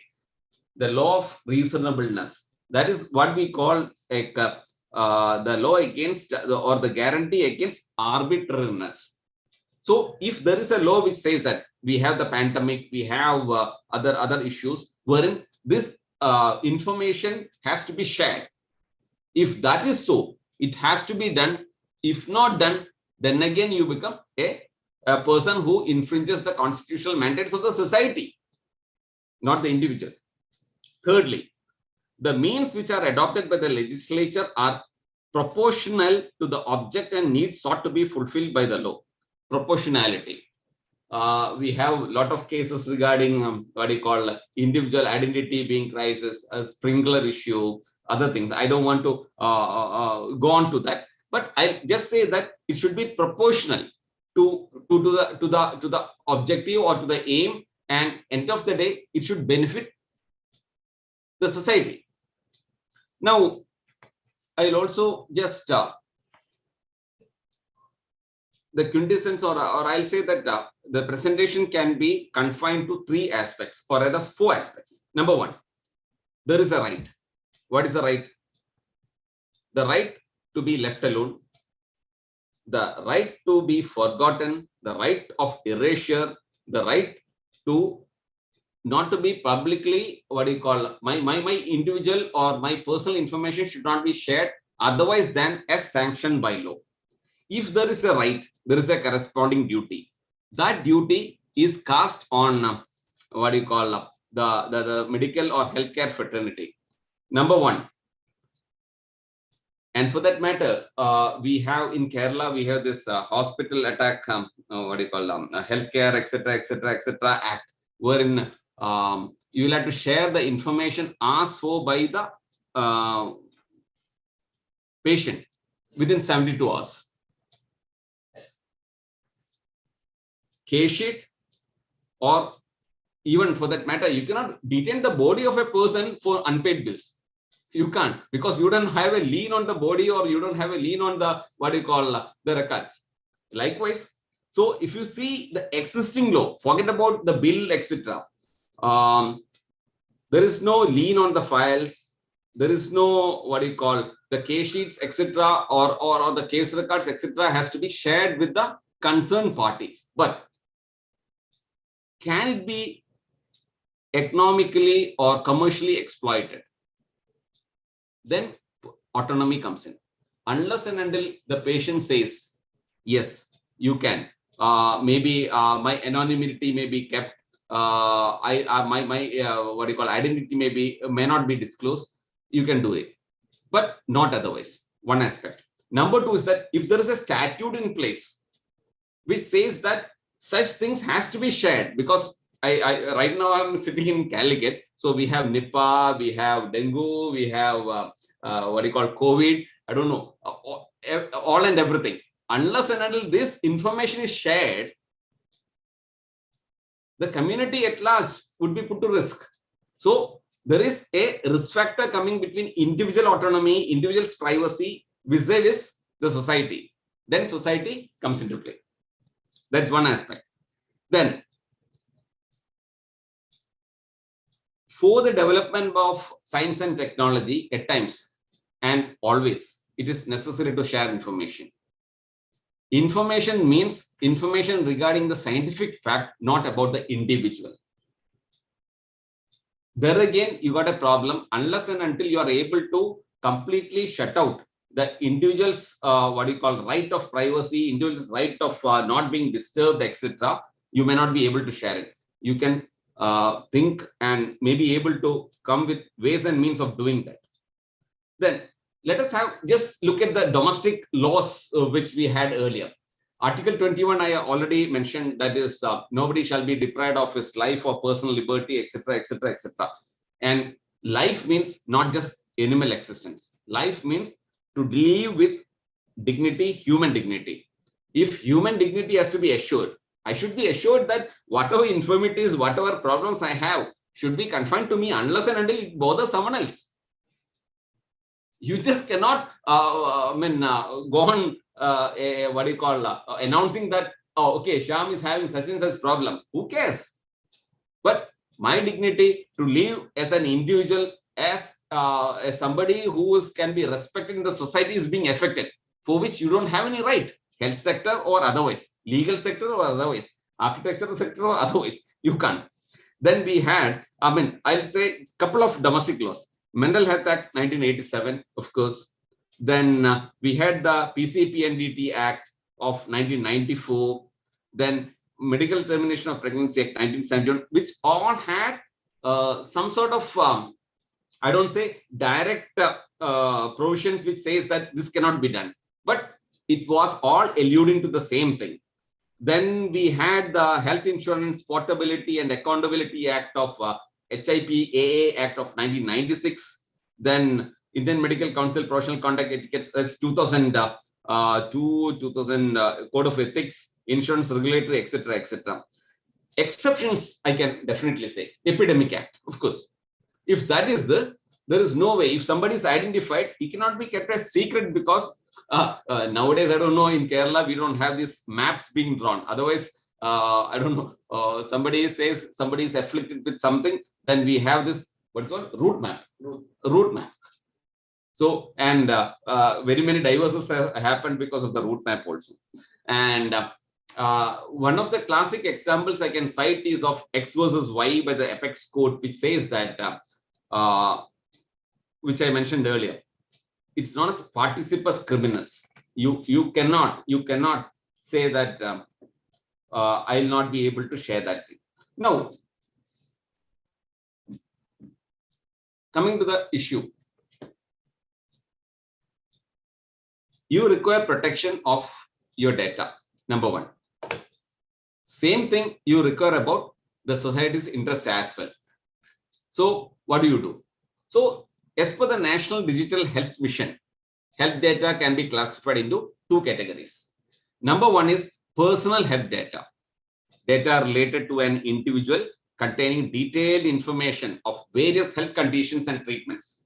It includes any data with personally identifiable information of various stakeholders, such as healthcare professionals, etc. Number two is non-personal health data. It includes aggregate health data of a community, of a demography, etc.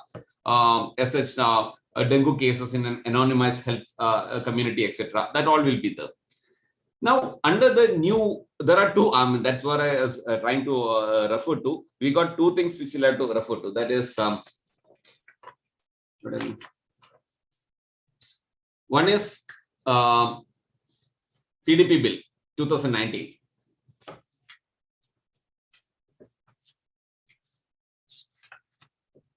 Okay, no issues. Here, health data is defined under 321 of the PDP bill. Data related to the state of physical or mental health of the data principal. Data principal is the person who is concerned and includes records regarding the past, present, or future state of the health of such data principal. Data collected in the course of registration for or provision of health services, data associating the data principal to the provision of specific health services. Okay, fine. We have another provision also in the bill, 336, 3 subclause 36 in the PDP 2019, sensitive personal data, which means that which may reveal, be related to, or constitute health data among others. Now, Digital Information Security in Healthcare Act, DISHA, an electronic record of health related information about an individual. The entire issue revolves on one aspect. Let us forget about these acts, enactments, bills, etc. Let us recognize one aspect. There is a right in every individual that his privacy is protected. There is no infringement of the rights that is guaranteed under the Constitution under the different enactments, or what do you call the way in which the Supreme Court has interpreted the right of the individual. In this context, let us see what is healthcare data privacy. It is very crucial aspect and jurisdiction of all countries worldwide, and all countries have accepted that the privacy of the people must be respected under any consequences. I can say that I should not be visited with any consequences of a private data which I made available to a healthcare or any professional. Don't take me amiss. It's not just healthcare alone. Any other thing, because you stand in a fiduciary relationship, I disclose something. Unless and until I specifically authorize you to compromise on that or to share that, or there is a legal mandate, or there is a statutory mandate by which your court says that you should disclose. Maybe you may have to. Now,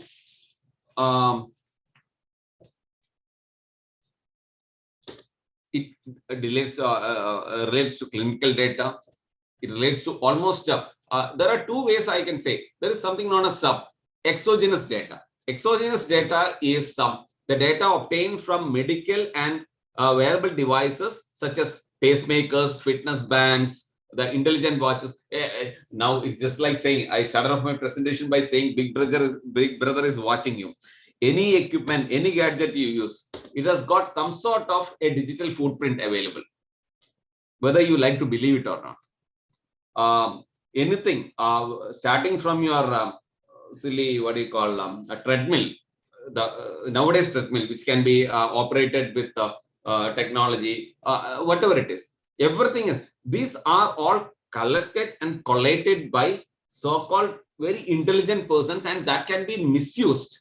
For example, right now I'm in Calicut. Okay, if they have the sufficient data saying that cholesterol level is high, or they say some, I don't know the condition, some condition is identified, they can tell the business community, please establish things which will address this, and we'll tell them you should panic about this. See, that's all manipulation. These are not permissible under law.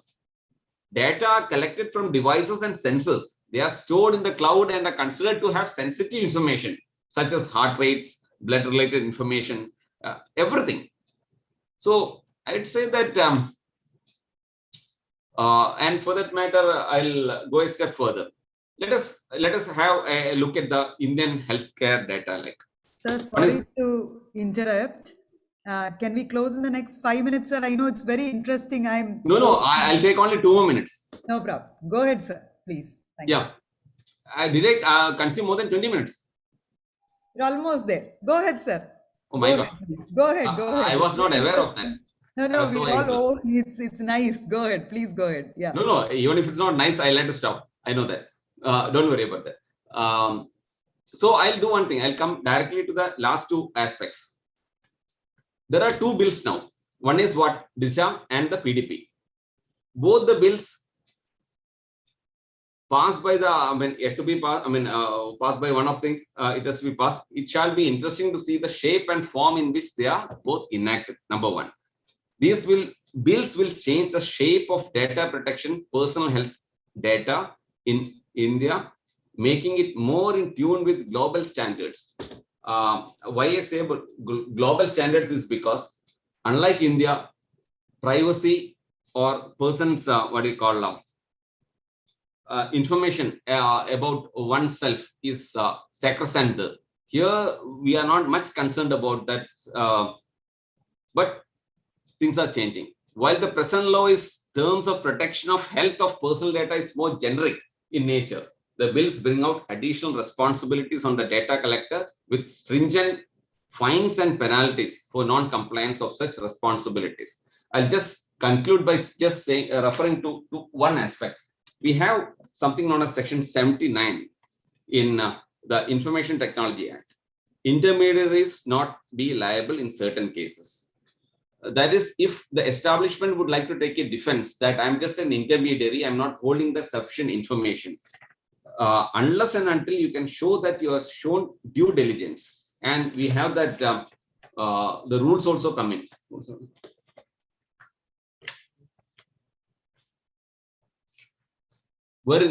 That's it. Rules we call the Information Technology Intermediary Guidelines and Digital Media Ethics Code rules. So I conclude. I didn't want to take this much of time, which I was not conscious. I'm sorry about that. Which I can say is that the issue is very simple. Every individual has got a right to be protected against being exposed, or rather he can definitely say that my information, etc., cannot be shared with anyone. If that is compromised, he can definitely have a cause of action against the establishment, against those persons who may, in one way or another, compromise that. Otherwise, I'd say that the present two acts has got all the mechanisms which the stakeholders have not taken into consideration for the time being, which if taken into consideration and more proactive inputs are put, I'm sure that this is going to be a good thing for our health sector. Thank you very much. Thank you very much, Advocate Shyam Padman. Wonderful presentation. I think we should be giving you about an hour or so to literally, beautiful presentation and lot of questions also to you. That's the main reason why I intervened also. Because if you look at the chat box, there are many questions for you to answer. And I think they are all very pertinent questions that certainly you will be in a better position to answer to the participants. So let me put across some of the questions here. From Nasheed, I'm starting from the descending order, I must say. From Nasheed, he says, sir, here we are conducting the webinar about patients' data security. But in COVID-19 pandemic, all hospitals and healthcare institutions will have to share patients' data to panchayat municipalities, including media. My question is, if any COVID-19 patient has problem with the activity, is there any chance for them to take any legal action against the hospital or healthcare institution? What's your opinion about this misuse of patient data? So that's the question from Nasheed for you. If the last statement is correct, misuse, of course, but sharing of information because of statutory or under the Pandemic Act or the Disaster Management Act, you cannot be held liable because that's a statutory mandate. You will have to. If you don't do that, you will be screwed. That's true. Then there's a question from Hemant Shukla. Which are the best measures for recording and upkeeping patient data in government hospitals?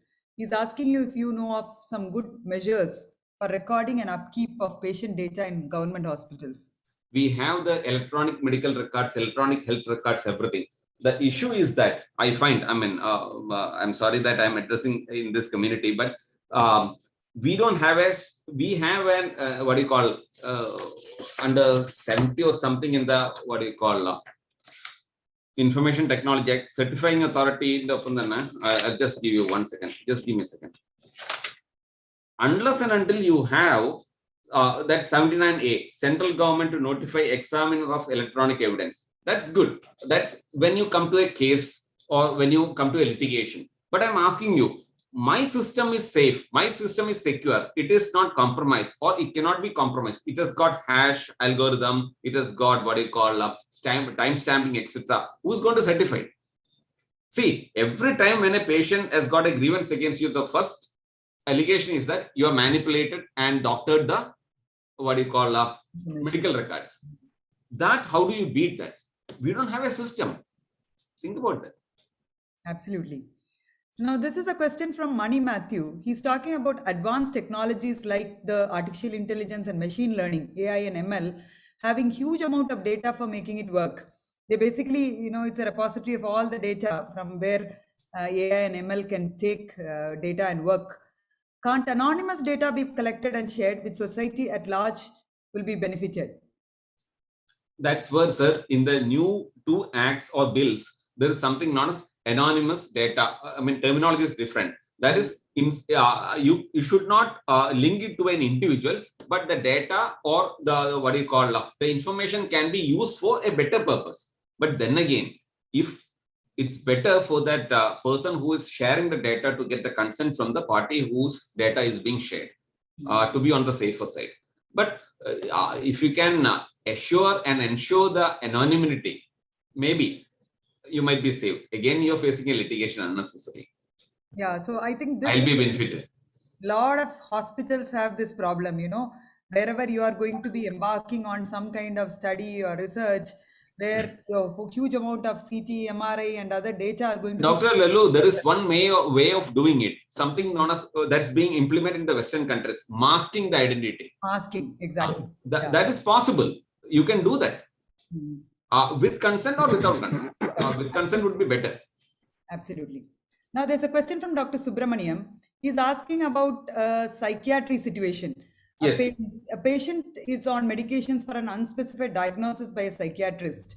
The EMR of this patient is being requested by the spouse whose intent is for seeking a divorce. Can it be shared?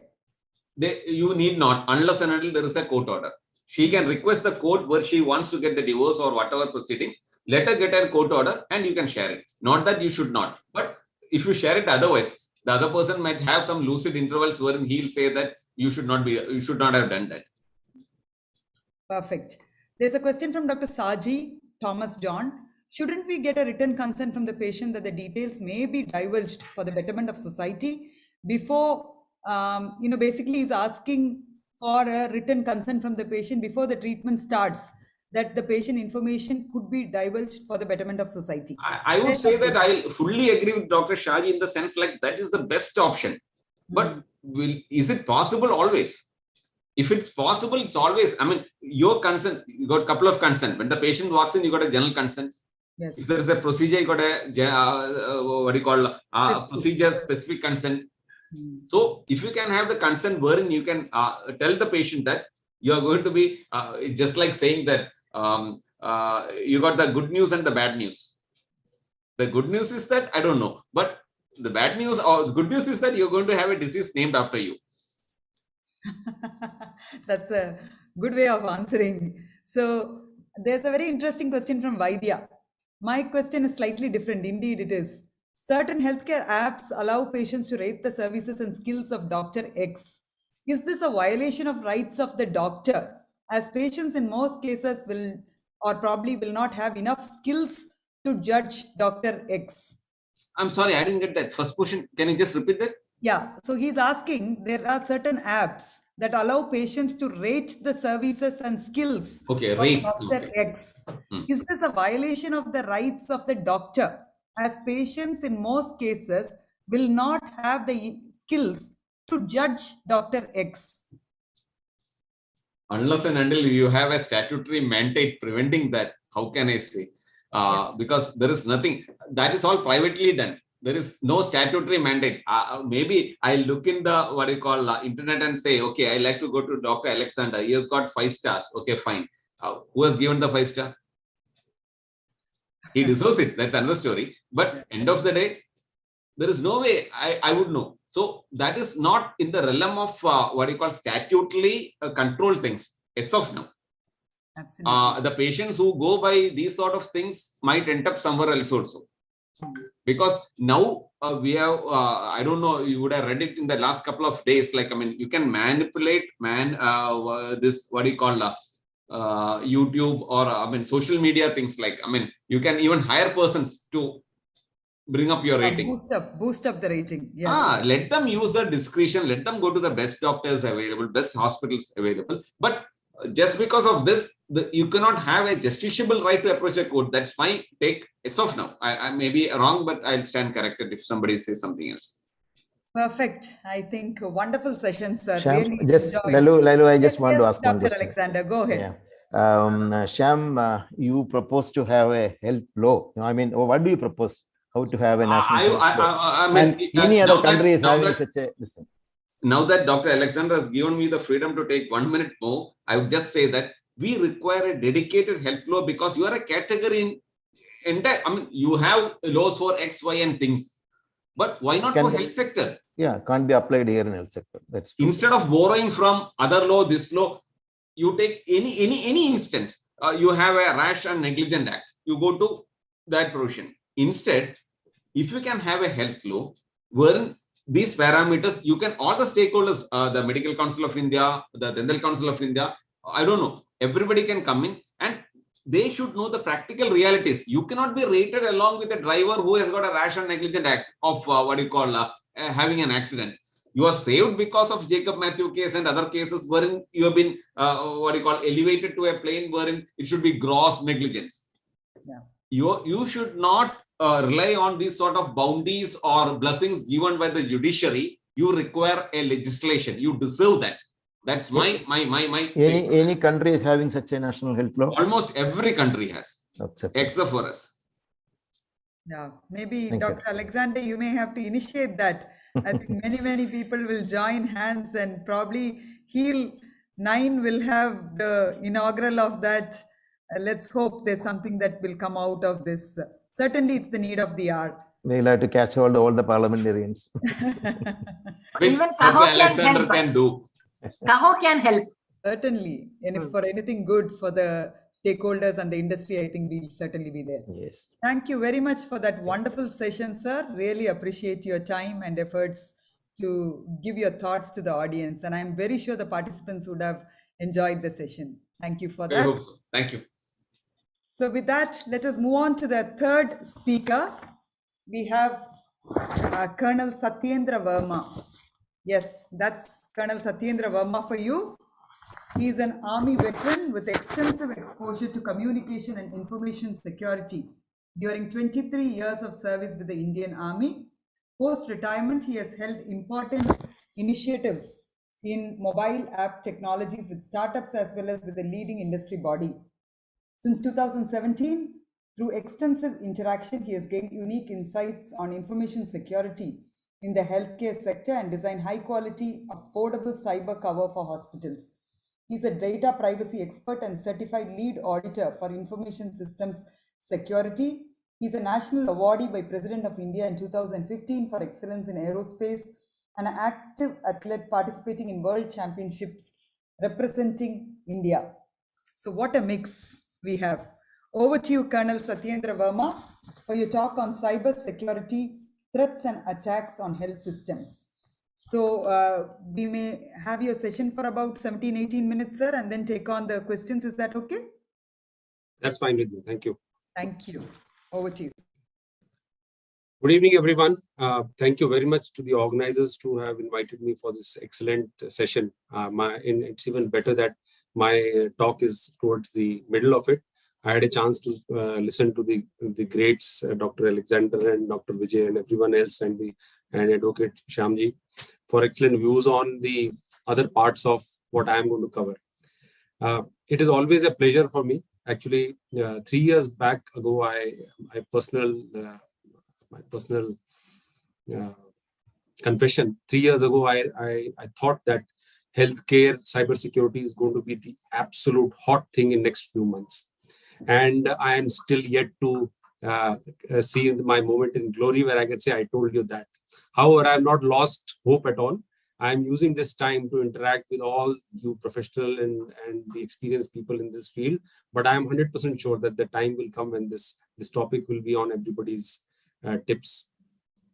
To begin with my presentation, before I begin, I'll just share my screen with you. Just hold on, please. Is it visible? Yes, sir. Go ahead. Okay. First of all, I'd like to thank each and every one of you who are here. You are the real heroes of this country, and me being an army man, I can appreciate on a different level how it is to stand in the front line and protect everyone who is behind you. We all the citizens are very grateful for your efforts to save each and every life that you have done in the last 2 years, and a salute from my side to all of you. Thank you very much. A little bit about the company that I represent here. I do a lot of things, but this is what I represent now, an Xscale Innovation Private Limited. And in 2018, it was actually incorporated with my first idea that hospitals need help. They need really help to even understand, identify, and resolve the information security issues. And based on that, I created an affordable cyber cover platform for the hospitals. Like I just told in the beginning, yes, our moment of glory is yet to come, but I have not lost hope at all. I'll share with you in next 15 minutes or so some kind of a condensation of my learnings from this journey of 2 years. I have also, if I was to give a presentation 2 years back, it would have been very technical. But 2 years later, when I have interacted with a whole lot of hospital owners, administrators, and staff and employees, my readings are a little changed now. I feel that they don't need to know. The biggest stumbling block has been that they don't understand it. The minute they understand it, they will be able to resolve it. The understanding is a very big part, and I will try to share some slides of mine which I had made basically once to address a small group of doctors, they said, "Ki kya kya kare hum? What all do we do? There is so much. Everything you touch is information security. Everything you touch is data. So what do you do? How do you just put it together to in a structured manner to understand what are the things we need to protect, what are the things how to protect, and everything." So going forward, before that, I'd like to have a small online interaction with you all. What I will do is I'll share with you in chat a screen. In just a second.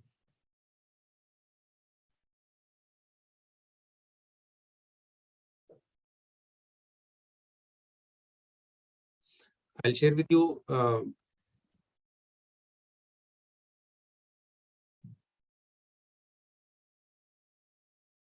second.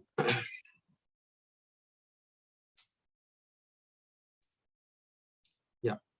So I would like to first know that how are you connected to healthcare? It is very important for me to understand a little bit. Don't mind, it'll take just a couple of minutes. It's a little bit of let me just share with you on the chat, or of there is a link which you can access. Yeah, you can access this link and answer a few questions here.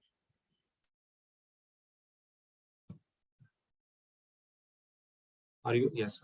So answers are coming. That means you are able to access the link.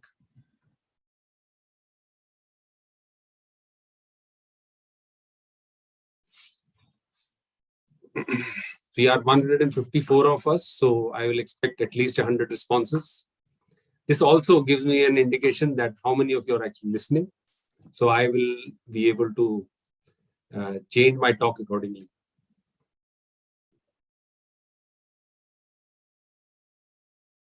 Request everybody to respond.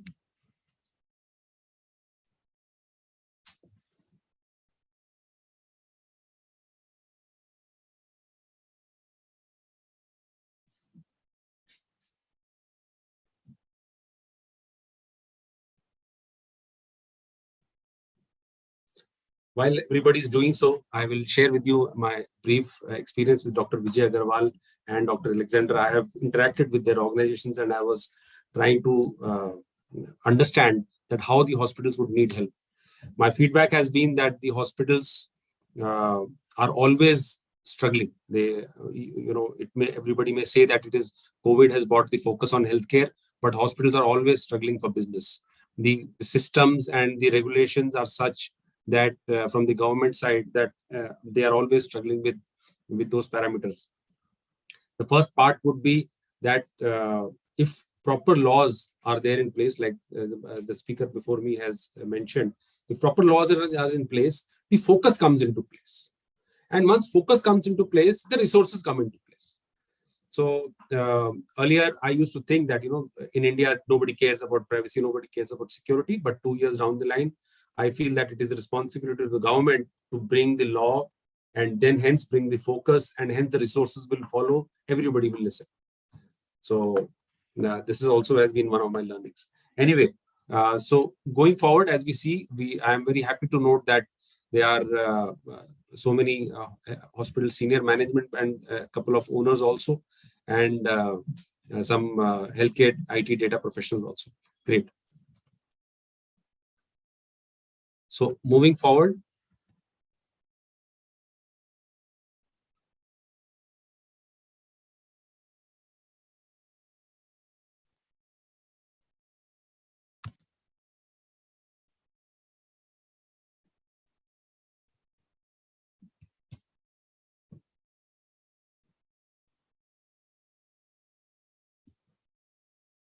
Okay. I would also like to understand your views at what are the top 3 threats of healthcare data. Right, the same link. If you can just.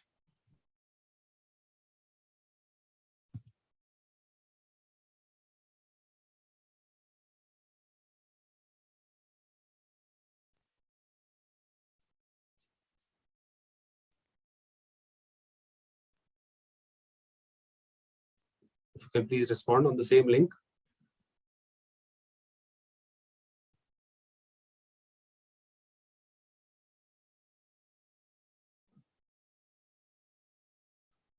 The organizer, if somebody can tell me that whether you're getting that question on the link. Okay. Yes. Okay.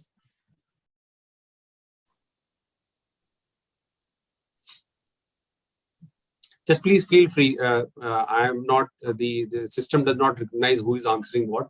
Please feel free to answer whatever comes to your mind, because only then we can get a approximate idea that how you see this particular topic.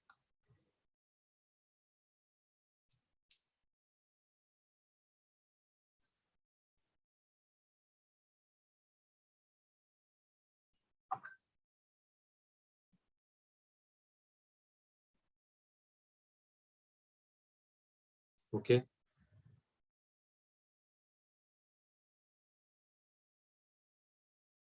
Yeah, I see those standard words. And what I wanted to highlight from here is that there is not one single thing. And when I just said 3, so you will hardly even find any common words in it. So the subject is so large, the landscape is so huge, that, and all the answers are correct, by the way. Nobody has answered it wrongly. Every single word is correct. And how they are linked to each other and how they formulate a big picture is what I need to bring out. That is my responsibility.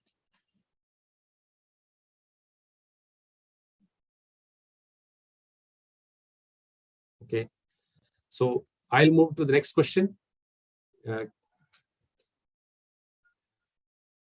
So this is the general leaderboard which has come. That's fine.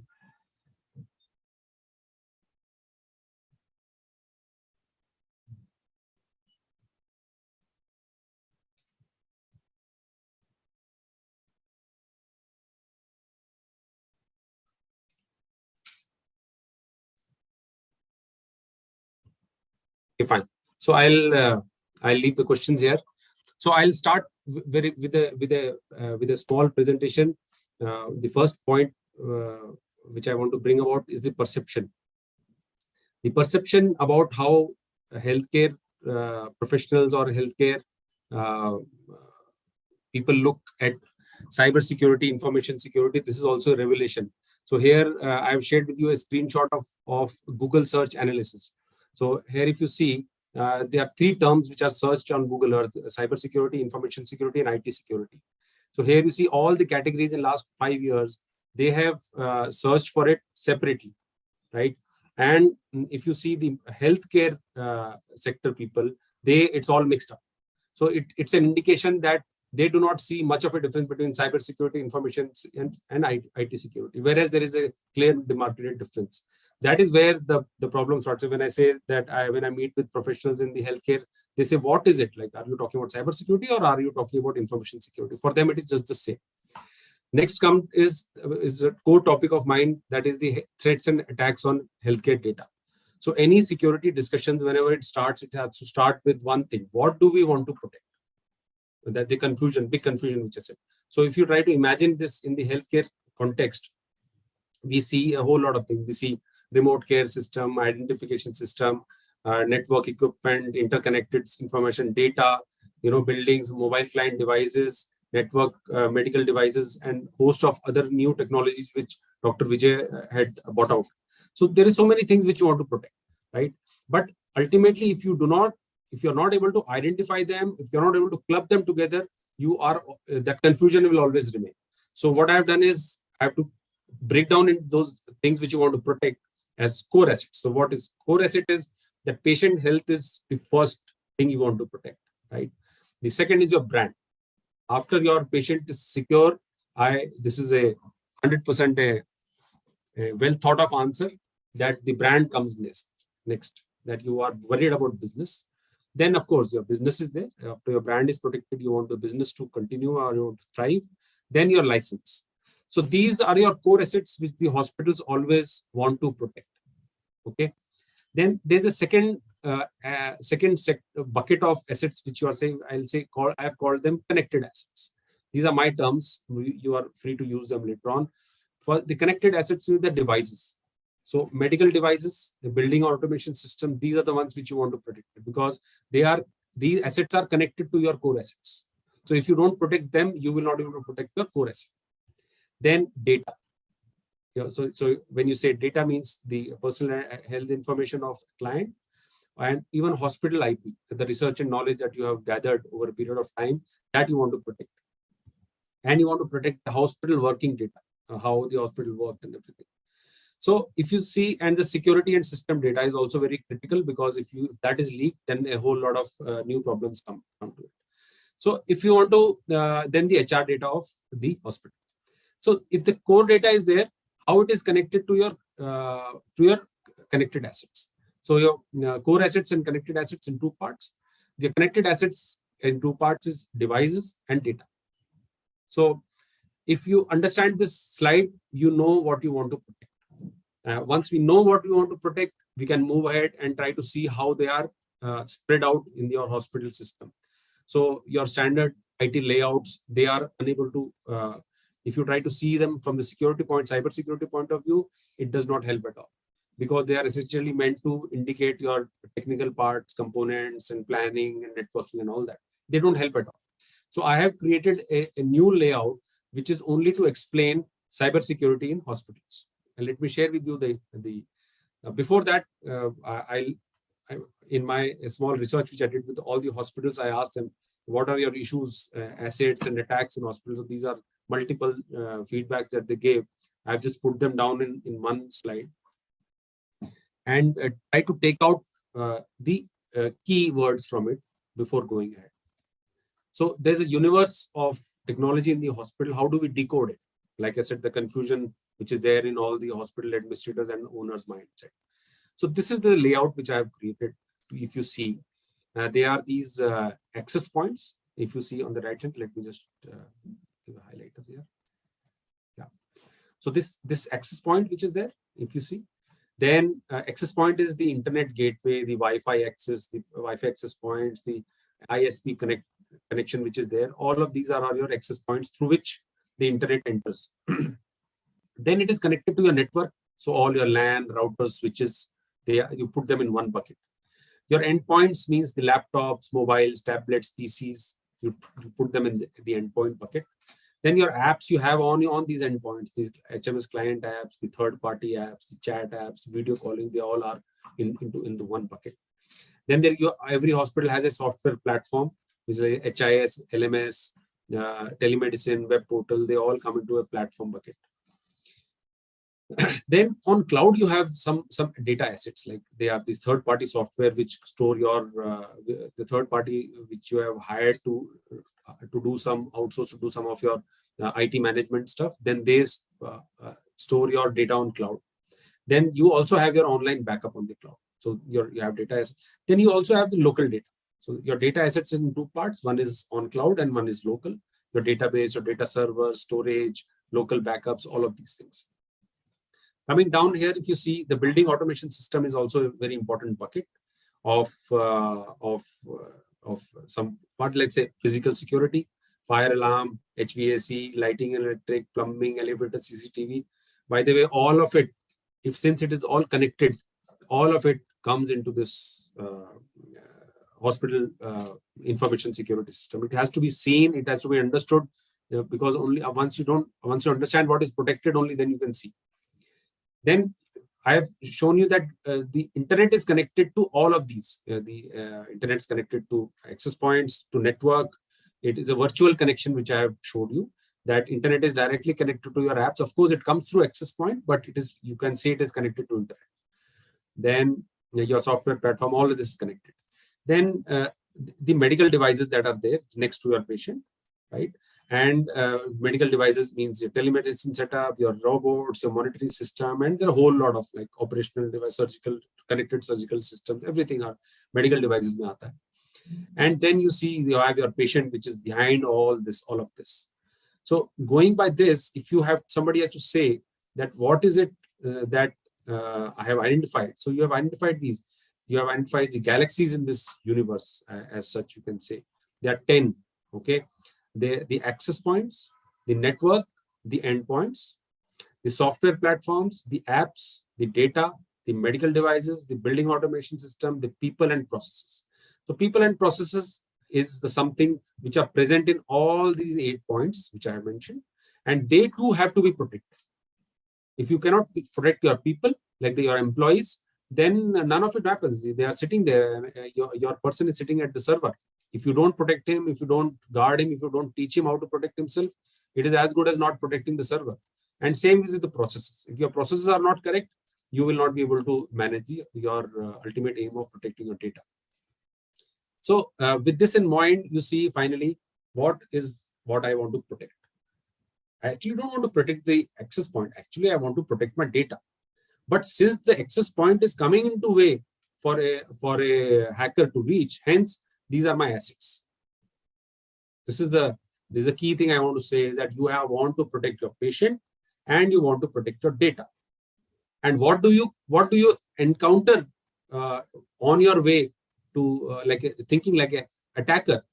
If he wants to come to your data asset, he has to come through here, or it has to come through here,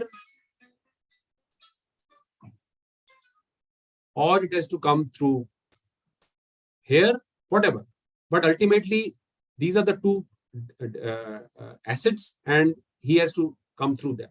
So if you now the aim is to bring out those 10 points which you say, okay, fine, I don't want to think too much. Just tell me what to do. So this is the 10 things you have to protect.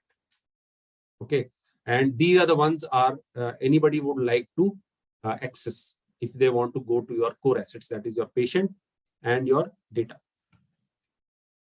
So if you have this list, then things become much simpler. You don't have to go back to that. You just make this list, and just against this list, you make the sub list, and then you understand what I want to do. So next 3 questions in any security discussions are, what would anyone want to do? Like, and what would they gain? What can they be? Like, who wants to attack you? So every crime is preceded by its facilitation, right? Unintentional or intentional, right? So if you see, a crime happens when there is a likely offender, when there is a suitable target, and also an absence of a capable guardian. This is an extremely important thing, the absence of a capable guardian. And the hospital management system should understand that whenever anything happens, they are equal partners in the crime. Not because a cyber criminal has hacked into the hospital, the very fact that you have not been there to guard it, you are partner in crime. So if money is the answer, what is the question? So this was actually a question which I had, which did not work, that system. I want to ask, what is the main motivation for healthcare data threat? Money is the main thing. What is the question? Data is the question. I have explained this healthcare IT jungle which is there, and explained to you how this hacker, whenever he wants to reach your patient or your data, he has to come through this. So now let's think like a defender. So what exactly, how to protect against the hacker reaching and harming you, your core assets. So just draw a parallel between, if you have to protect your jewels at the safe, in a safe at home. So you guard at the gate, there's a lock in the front door, there's a sturdy door, you ensure that there's no back door, Windows is closed, there's a good safe password on your safe, and the safe is physically secured in the wall. So I just, through an analogy, I just wanted to tell you that how your data in your hospital has same analogy. So you should have a secure access point, you should have a secure network, you should have secure endpoints, secure software and apps, good passwords, and a secure design of system. So by this, if you think like a defender, here I have just think like a defender, how will that guy come? Either he will come through the gate, or he'll come through the back door, or he'll come when he enters, then he will try to put a password. So if you are able to understand how he thinks like a defender, then you will be able to see what I need to protect. If you think like an attacker here, okay, another way to see is that what would he use? So he would use these tools which are there. So in fact, this is the core of my entire topic, that what are the threats? The threats are only these kinds, the 13 kinds: phishing, smishing, farming attack, scareware, ransomware, malware, virus, DOS, DDoS attack, IoT device attack, botnet attack, accidental disclosure, hacking, insider attack, cross-site scripting, SQL injections. Now I can spend one full day and I can go to each topic and make it as technical as possible, and everybody can be in a spin, and that does not serve anybody's purpose. What I want to tell you is that you as hospital administrators and the owners, you really don't want to bother about what each and everything actually means, because they are experts who have broken down into these right-hand side. So if each and everyone, they have done the homework and they have said, why do they happen? What it is, forget about why do they happen. So it happens only because of 4 reasons. Unsafe practices, misconfiguration of access points, network equipment, apps, and database, existing software and hardware vulnerabilities, and unpatched software and hardware. You see, it is the right-hand side is as zero technology in it. Zero technology. I'll pause here to again repeat. The left-hand side is everything that my topic should tell. That what are the threats and attacks. So this is the threat and attacks. But it doesn't make sense for me to explain. I have already done the homework and I've broken it out and I'm telling you it. All of them, 13 of them, happen because of only 4 reasons: unsafe practices, misconfiguration, vulnerabilities, and unpatched software hardware. And all of them are non-technical stuff. You see, based on this, I have created 6 actions of categories of actions which you have to take, and they are training awareness, regular audit, improving third-party functioning, regular testing, regular update schedule, improve procurement procedure, and as you see, there is nothing technical about them at all.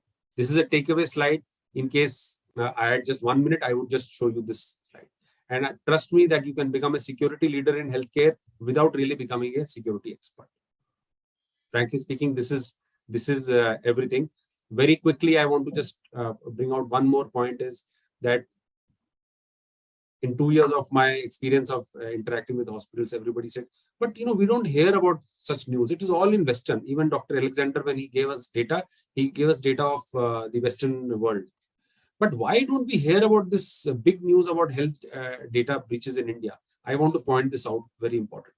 So let's go back and see what are the possible vulnerabilities which can happen because of this data. So third party whom you have outsourced your working, they can leak your data. Your apps can compromise your data. Employee looking for easy money, he has access to data, he can sell it. The IT manager is unable to detect the hidden malicious code in the system. And the hacker exploits all these vulnerabilities to steal the data. Okay. Now let us come back. Why don't you hear it? So if you just see a role play from as a third party point of view, why will they admit that something has happened? And they may not even know. The HIS apps, vendors will not admit that a vulnerability has happened or a data leak has happened. Employee will not make a noise about it. IT manager will not admit. Hacker, why should he make any noise at all? He will prefer ki chup chap apna data chalta rahe. And all of it happens because there is no audit in your system. There is no audit, and all these 4 people are responsible and they will not tell you. So you have to have a person who have to tell you that there is something wrong which is happening. This is pretty much the end of my slide. And I think I also must have finished my time if I'm not wrong. I'm open to question answers if at all there is time. Thank you very much, Colonel Satyendra Verma. I must say it is a real eye-opener. Do we have questions? Yes.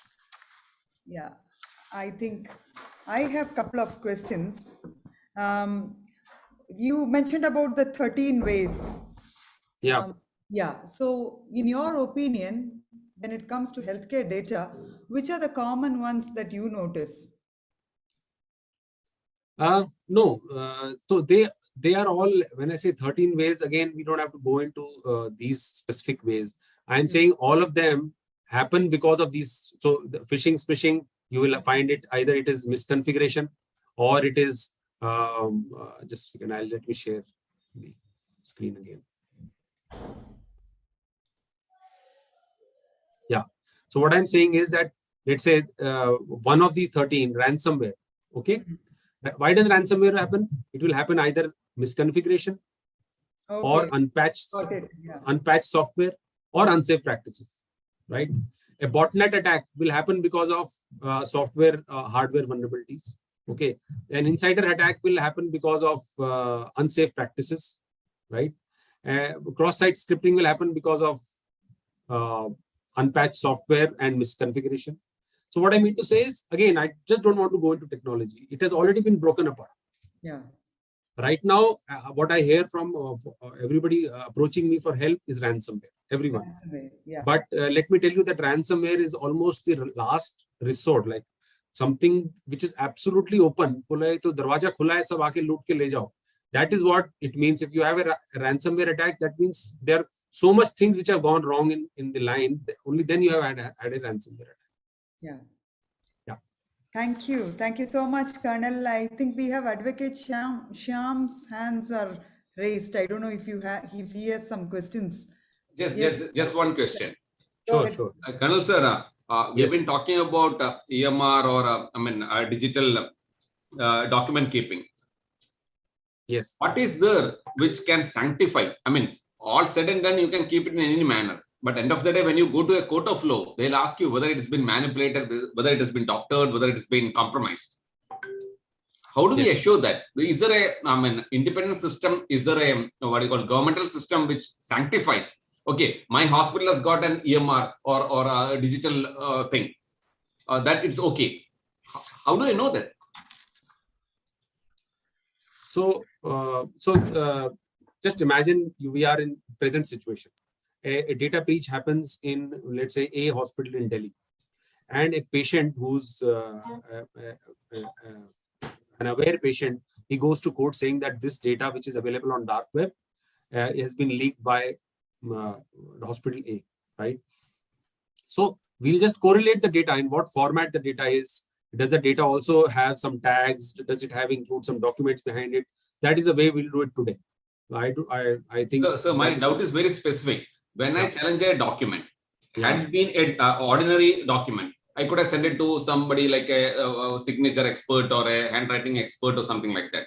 But when it comes to digital data, you say that you can have anything and everything on digital thing. And I say that you have compromised or you have manipulated to suit your convenience. Maybe you have done a wrong treatment, and end of the day, you have done some sort of manipulation. How do I save myself as an establishment, as a hospital?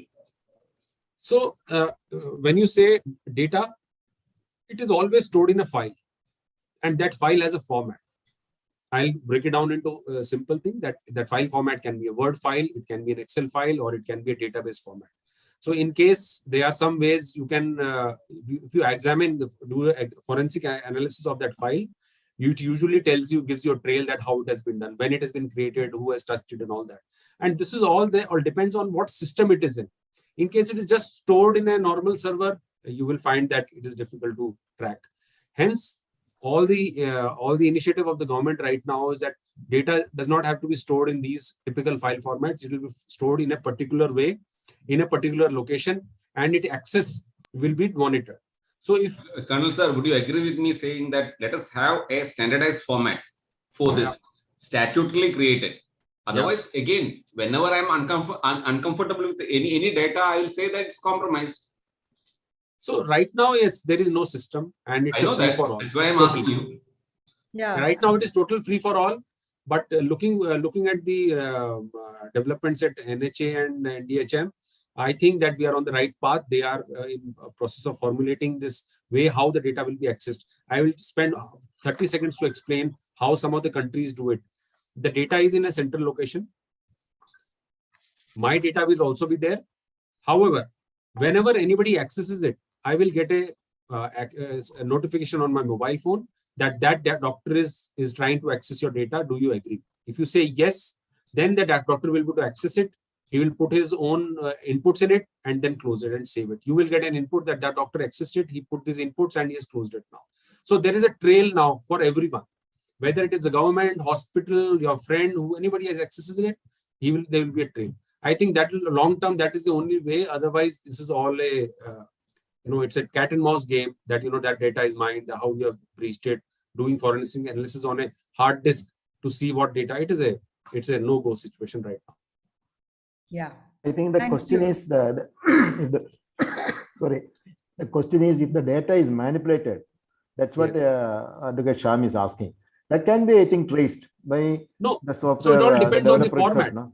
It all depends on the format. That okay, Dr. Alexander, the issue is that unless and until you have a protocol or a system in place accepted by the legal system, whatever Yes. Colonel Saab says is wonderful, but it won't stand the scrutiny of the court. That's the issue. Then you'll have to start from the scratches, saying that, okay, we'll bring a cyber sleuth, you will bring somebody from, I don't know, which all technological things. But if you have a system in place, then you need only start from that system, which we don't have. Absolutely. Not I true. think, yeah. Sorry to jump in, but not true, Advocate Sham, because digitally signed documents are accepted and it's accepted. Correct. Digitally signed document only says that that document is digitally signed, but not the content is never authenticated. You should see 65B. 65B does not authenticate the content. It only says the conversion process. No. So once you have signed it, once a document, this is not related to hospital. It's all for all documents, everything cryptography. Once you have signed a document, and if the form of the document changes, then that sign is automatically removed. Sir, you are talking about digital signature, how it is being compromised, how the hash algorithm changes. I understand that. But end of the day, when I challenge the document, this all won't stand anywhere. Yeah, I think we have a vulnerability certainly there, but what we look at is good software certainly will have an audit trail. That's what I think Colonel Satyendra was trying to say, that if there is a modification, let's say somebody is modifying the discharge summary, then you know at the back end that at this point in time there was an editing that was done and by this person with this username and password. So probably that is not foolproof. Certainly most of this homegrown softwares may not have it also. But at the national level, when things are being done, I am told that is one of the major requirements. Dr. Lulu, I'm sorry to interrupt. I would say that we require an authority, national or state-wise, which can authenticate a system for a hospital. If I have that system which is authenticated, we don't have anything. Baby Memorial Hospital have a system, MIMS have a system, Maitra will have a system, Matria will have a system. Who authenticates it? We require an authority. We are taxpayer. We can insist for the government to have a system wherein they can come. We'll pay for it. Let the system be authenticated. Once it is authenticated, at least to that extent, we are foolproof. I mean, it's not an intellectual exercise wherein we are wasting our time. Let us have some constructive inputs here. So Mr. Sham, actually, let me, I interact with some of the people who are working, and I think one speaker after me is going from there only. The work in this exactly in this direction of your concern to solve it. It is exactly there. We have provision like section 79 in the Information Technology Act. Please forget the existing. Please forget the existing system. As we go forward, I think this is the line of work. Authenticate. Who can say that? Okay, passport is being issued by the passport authority. There are issuers and with passports being compromised. But at least the passport is prima facie proof of that your identity. To that extent, at least my documentation in the hospital should be authenticated by somebody. We go for the cheapest or the best, software solutions available for the hospital. Who says it's correct?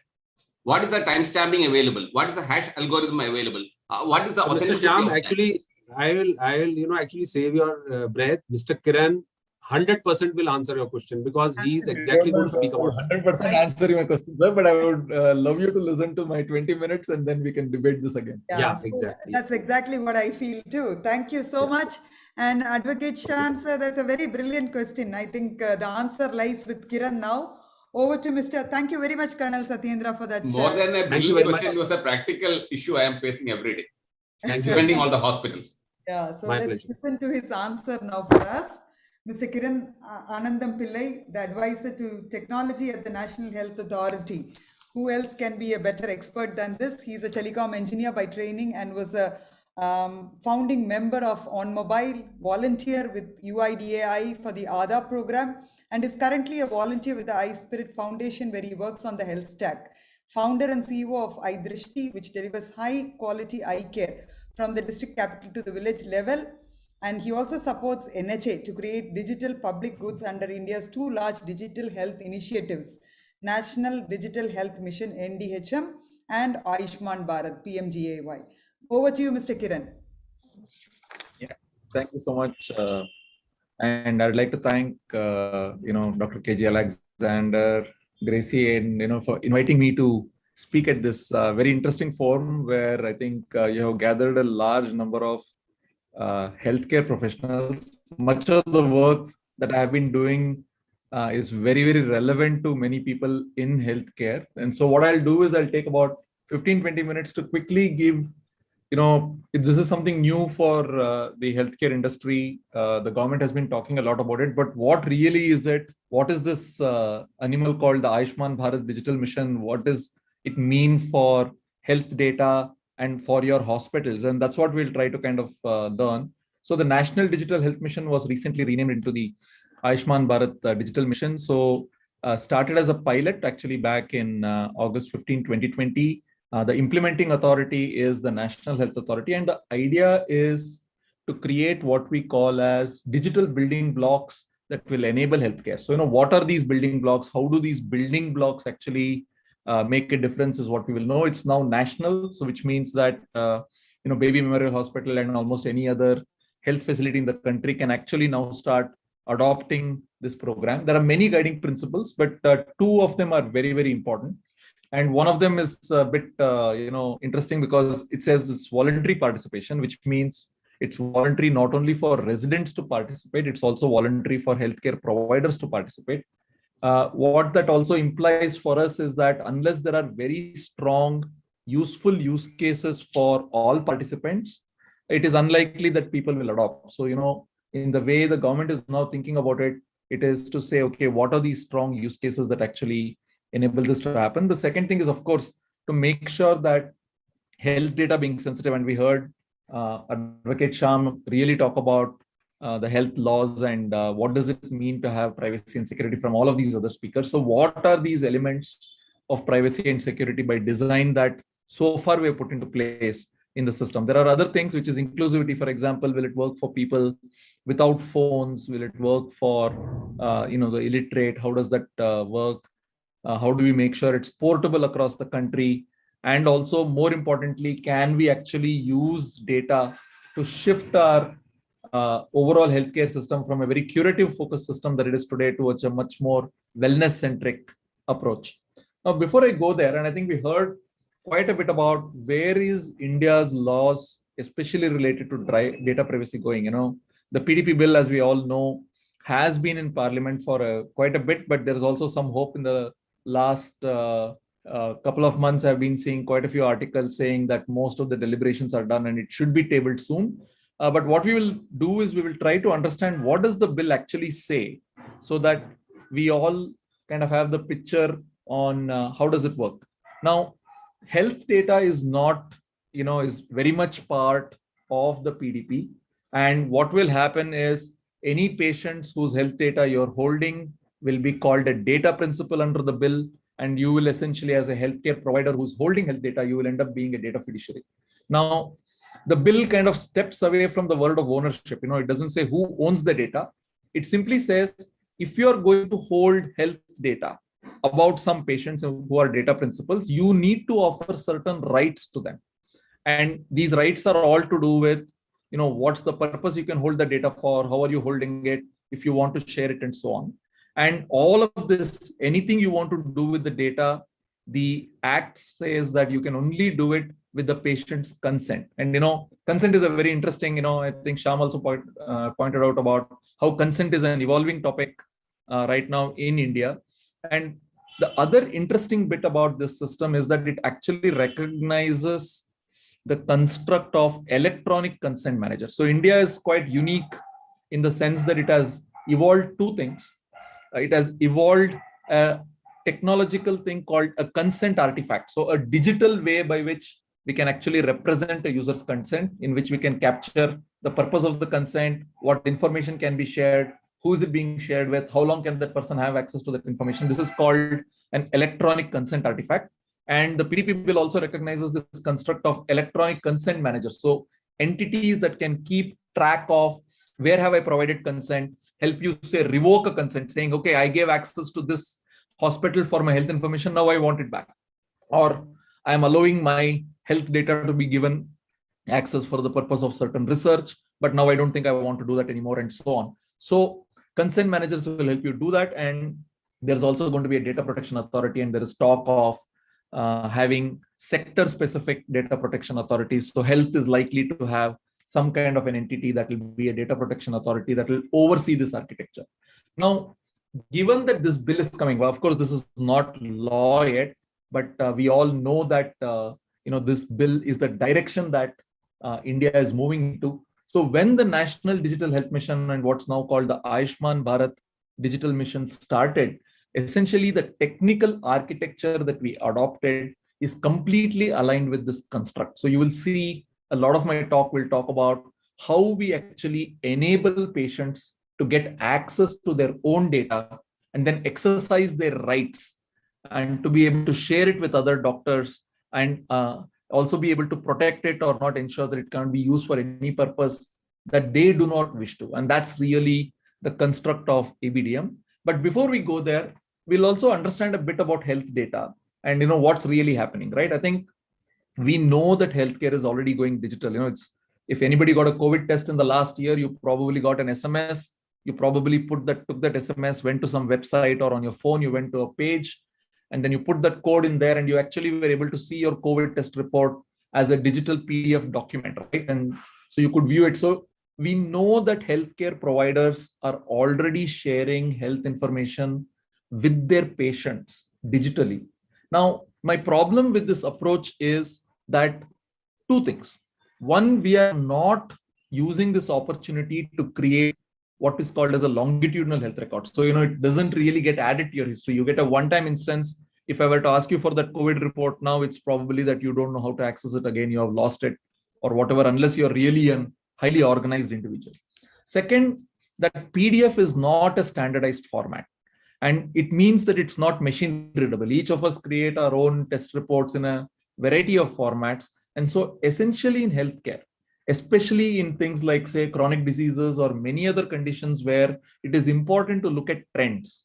If we can actually have machine readable content, we know that it's very easy for computers to actually look at reports across time and actually organize the data so that doctors and care providers can do far better care provision from there. So this is the key problem that the National Digital Health Mission or the Ayushman Bharat Digital Mission tries to solve. So what it says is, hey, Mr. Healthcare Provider, if you have a health record that you're anyway giving to the patient digitally, don't just give it to the patient the way you're doing now. Start linking it with something called a health ID. Now, a health ID is a way in the Ayushman Bharat digital system to identify a patient digitally. So think of it like, it's like an email address in some sense, but it's really an identity that used for health and in health context. The second thing it says is, don't just share a PDF. Instead, share it using a standard format. So there is an international standard called FHIR. And so there is a document report format, and that makes the whole document actually easy to read and be machine interpretable and also therefore interoperable. So these are the two things that it says. But it doesn't say, hey, you can share all kind of junk with the patient.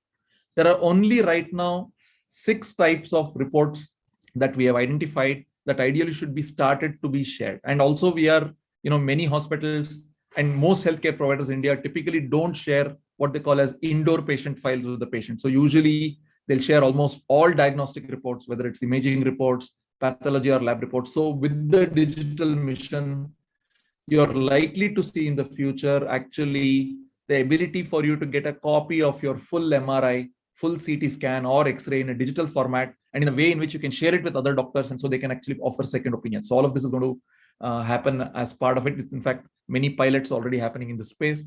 You can share discharge summaries, especially for inpatient episodes. You can share OP consultation notes.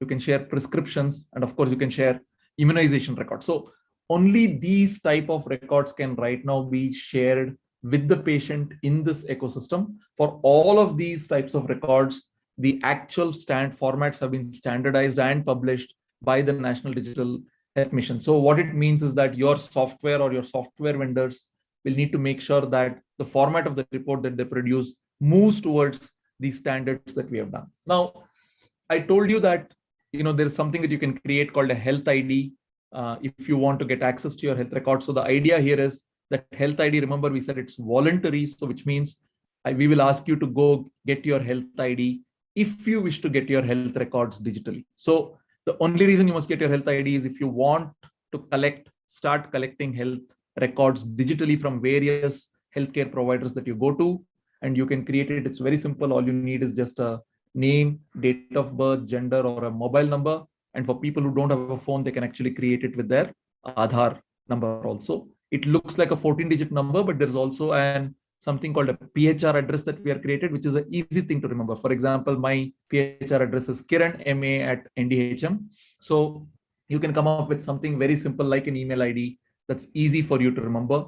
Also remember that while you get a health ID today, it doesn't mean at some point if you decide, hey, I don't think I want to have digital health records, or I think this is not something good from my privacy perspective, you have the choice to completely voluntarily opt out and actually get rid of everything else. And just because you created a health ID does not mean that anyone has access to your data. Even the government won't have access to your data. It's only accessible to you, and it's your choice, and only with your consent can any other entity have access to the data. Of course, any of your care providers that you have gone to have access to your data, but beyond those care providers, if anybody else needs data, it can only be accessed along with your consent. Now, of course, getting your health ID is pretty easy. You can do it today. Go to healthid.ndhm.gov.in. You can try it out. That's called a self-help. And as healthcare providers start to participate in the ABDM program, you will see that hospitals will also start issuing health IDs, especially to patients who are elderly or who are illiterate, who can't actually do it themselves. Now, one of the things that a health ID is supposed to do is actually going to make it very easy for you to register yourself. In fact, I remember the very first speaker talking about how it's important that we make very little errors when we actually capture information in healthcare. One of the big areas of errors that actually happen is at the registration desk of your hospitals. So in the future, when you visit a hospital which has joined the ABDM network, you will probably find a little QR code that is stuck on your reception counter, and there will be a whole bunch of what we call as PHR apps. So similar to what happened in UPI, where today you don't think about whether I'm using a Google Pay or a Paytm or a Phone Pay. You simply go to a small merchant, you pull out one of these apps, you just scan the code and you make a small payment. Very similarly, in ABDM, you're going to have a whole bunch of mobile apps which we call as PHR apps, personal health record apps, in that ecosystem where you can actually see your health data, and you can pull out any of these apps and you can simply scan that little QR code that's going to be stuck on your receptionist counter, and instantly you will be registered on whatever is the software that may be being used by the hospital. Of course, you can also physically show a card and they can scan it.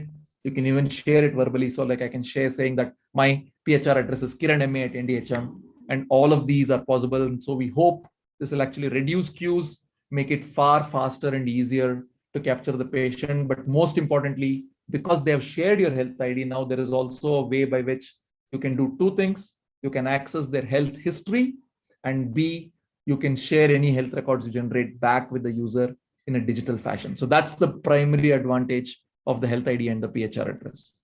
Now, how does this actually work? So when you actually went to that hospital and you shared your PHR address or your health ID, all hospitals use a software that they're using, typically called a HMIS or a LMIS system. In fact, any health records we're talking about are usually saved in this HMIS or LMIS system. So what we expect is that HMIS or LMIS system will now contact an entity in the ABDM ecosystem that we call as a Health Information Exchange and Consent Manager. And it simply says, hey, I have a health record for, say, Kiran. It doesn't say what is the health record. It simply puts a link saying I am holding a record for Kiran, and doesn't say anything. And look at the links associated. You can only say where are the records stored. So we call this a federated architecture. So it's very important to understand in this architecture, again, from a security and a privacy perspective, there is no central store for data. Data continues to be held in any of the software systems that kind of produced it. And essentially only links are collected on your PHR address. And using these links, there is a way by which we can actually share this information or see this information in any of these systems that can happen. Now, the only thing that is needed for this is the software at that facility needs to become ABDM compliant. So there's a change that is expected in your hospital software for you to kind of participate in this ecosystem. So I talked about the fact that now that we have a PHR address and it's built, it has a bunch of links with my history.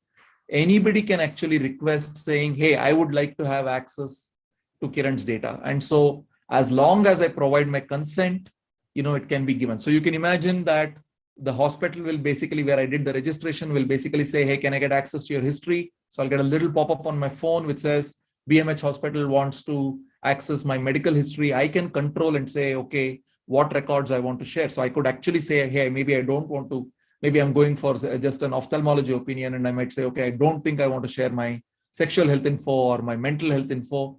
And I might say, okay, you might want to have access to it this only for the next 5 days. But once you say that, all of those records that are linked to you, which you have agreed to share, a copy of that will actually move into the software of BMH, and then it can be organized by that software and be used by your doctor as part of your treatment. So to quickly understand this, we are saying hospitals and diagnostic centers decide to participate in ABDM. When they decide to participate, we say, hey, you have become a health information provider. The software that is holding the health records and is actually integrated with the APIs that I spoke about are called health repository providers. And what you see in the middle are actually the digital building blocks which enable all of these magic to happen. So the health ID, the health information exchange, and also the health facility registry, and enable it to happen. And any entity that wants to use the data, even a mobile app that wants to see the data, also requires consent as much as a doctor requires consent. And those are called essentially health information users in this architecture. Now, we expect a whole number of hospitals, many PHR apps, many hospitals and softwares to integrate with these building blocks and kind of coming in.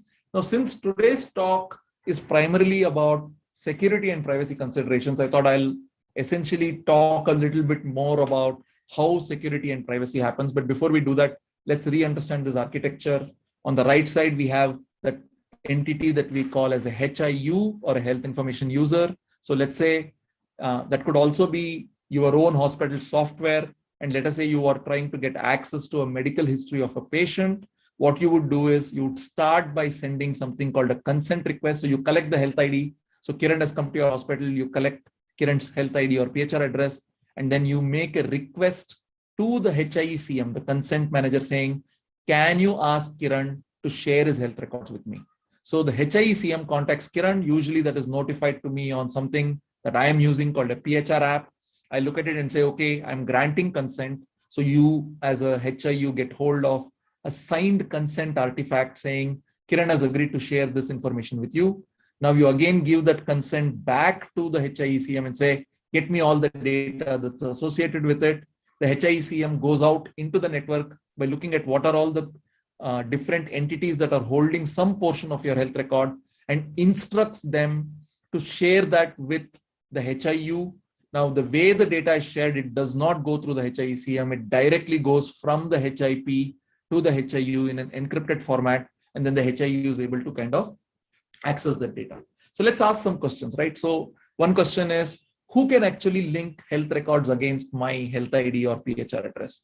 So unless the entity is a registered health facility entity. So in the previous diagram, you would have seen that one of the things that we have is something called a health facility registry on the bottom. So unless your hospital or lab is part of the National Health Facility Registry, it cannot participate in ABDM. It cannot link any health records in against a health ID. So that's one of the ways in which we actually make sure that only trusted entities are able to add health information against a PHR. Now, if that's the case, what happens to say I have a record that I have an old record I have, or I have a Fitbit at home, or I'm taking certain readings at home from my little blood glucometer. Can I add that to my health record? Can that be shared with my doctor? The answer is yes, you can do that, but you can't do that as a health facility. So NDHM has another construct on the right side. On the bottom, you can see this construct of a health locker. So you can, as a user, create a health locker, which is your own personal store, and you can add user-generated data there. And when you're sharing, your doctor can see, hey, this came from a registered health facility. These were actually added by the user separately into his health record. Now, can any HMIS or LMIS software get access to these APIs? The answer is no. They actually need to go through a sandbox certification process. So they need to actually take their software. We have something called the NDHM sandbox, which I'll talk more about in the next slide.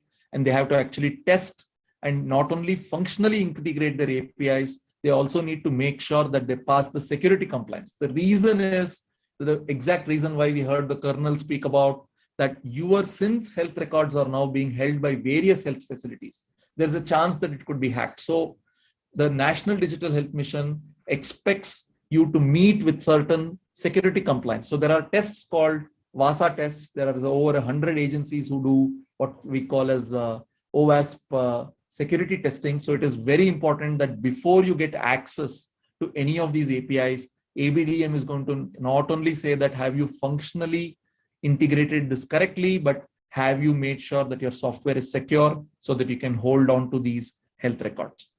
So can the actual consent manager see any health data? Absolutely not, but it does have some inkling of where is the data. For example, if one of the links against my data is from, say, NIMHANS, I could guess that maybe there is some mental health data in it. But the idea is that the design tries to keep the health information exchange and consent manager completely data blind and tries to make sure it's only responsible for managing your consents and where your data is, but not what your data is about. And so that's part of the architecture and design. So as I already said, is your data safe in the HMIS and LMIS system? It is as safe as we can make that end node to be. But the advantage really is that if something does get compromised at one node, it's not that all your data got compromised because your data is not in one single place. It's usually spread across in this federated architecture. And the other question is, of course, since now health information providers are releasing health data, can they be tricked into releasing health data? The answer is no. There's a lot of digital signing that is happening. So your consent artifact is digitally signed. There is a verification that the information that is being requested, this shared data request can only come from a registered consent manager that is recognized by NDHM and so on. So all of these things have been thought through as part of the overall design of the National Digital Health System. And just a last question. If you don't want your data, you have always the choice to say, okay, I want to delete my health ID or PHR address, and then all your data is destroyed and there is a notification sent to everybody holding your data. They can't destroy your data because it's medically not there, but they can unlink it from your health ID in their systems. So quickly moving on so that I can close my talk.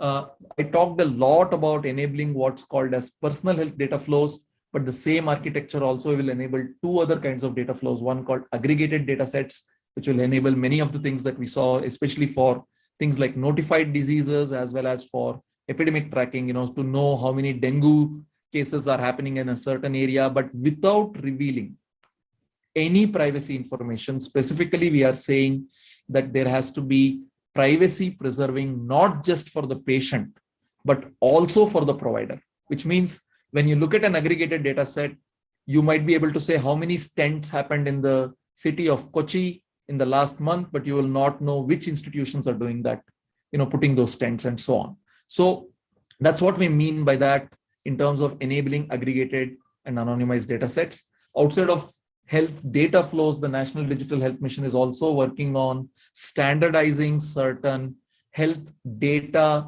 services. So for example, the simplest way for me to explain what's called the unified health interface is to say, visualize that today, if you want to have a great telemedicine experience, both the doctor and the patient need to use the same platform. So, you'll need to get an M-Fine or a Practo or a eSanjeevani, and as long as both of you are using the same thing, you get a good experience. What we are trying to do is we are saying, hey, the doctor can use anything that they prefer as a software, and the patient can use anything that they prefer as a software, and it will be completely interoperable. So as a patient, you'll be able to find a doctor. The doctor can set what timings they're going to be available in their software. You will be able to book an appointment. You will be able to pay a fee that is set by the doctor. You'll be able to share your health records with the doctor. And if the doctor creates a prescription, you'll be able to get it added back into your health. All of this is becoming part of what we call as UHI. So we're expecting an innovative new ecosystem where this is going to happen for all of us pretty shortly. I won't get into this, but the other area we are looking at is to also streamline claim processing flows. Many of you in large hospitals might know that there is a lot of challenges today in health claims processing, including in reconciliation. So this is another area that ABDM will actually solve. So these are the key building blocks. So we call the health data exchange layer on the bottom, that is that's helping streamline data flows, including for health claims as well as for personal health data and aggregated data, and the unified health interface that's actually streamlining how digital health services will be rendered in the country. Now, how do you get started on this? So basically you need to say, hey, the software I use has to become ABDM compliant. So please, if you're a health care provider, please look at what is the EMR or LMIS software you have. Start talking to the vendors and say, have you started your journey of getting yourself into NDHM? And I am happy to share with you that there is something called the ABDM sandbox or the NDHM sandbox, which is where all of these building blocks, all these APIs, documentations there. So get your vendors to go there, start there and do that. There are already about 600 plus vendors who are in there, 13 people who have finished the process and have gone into production.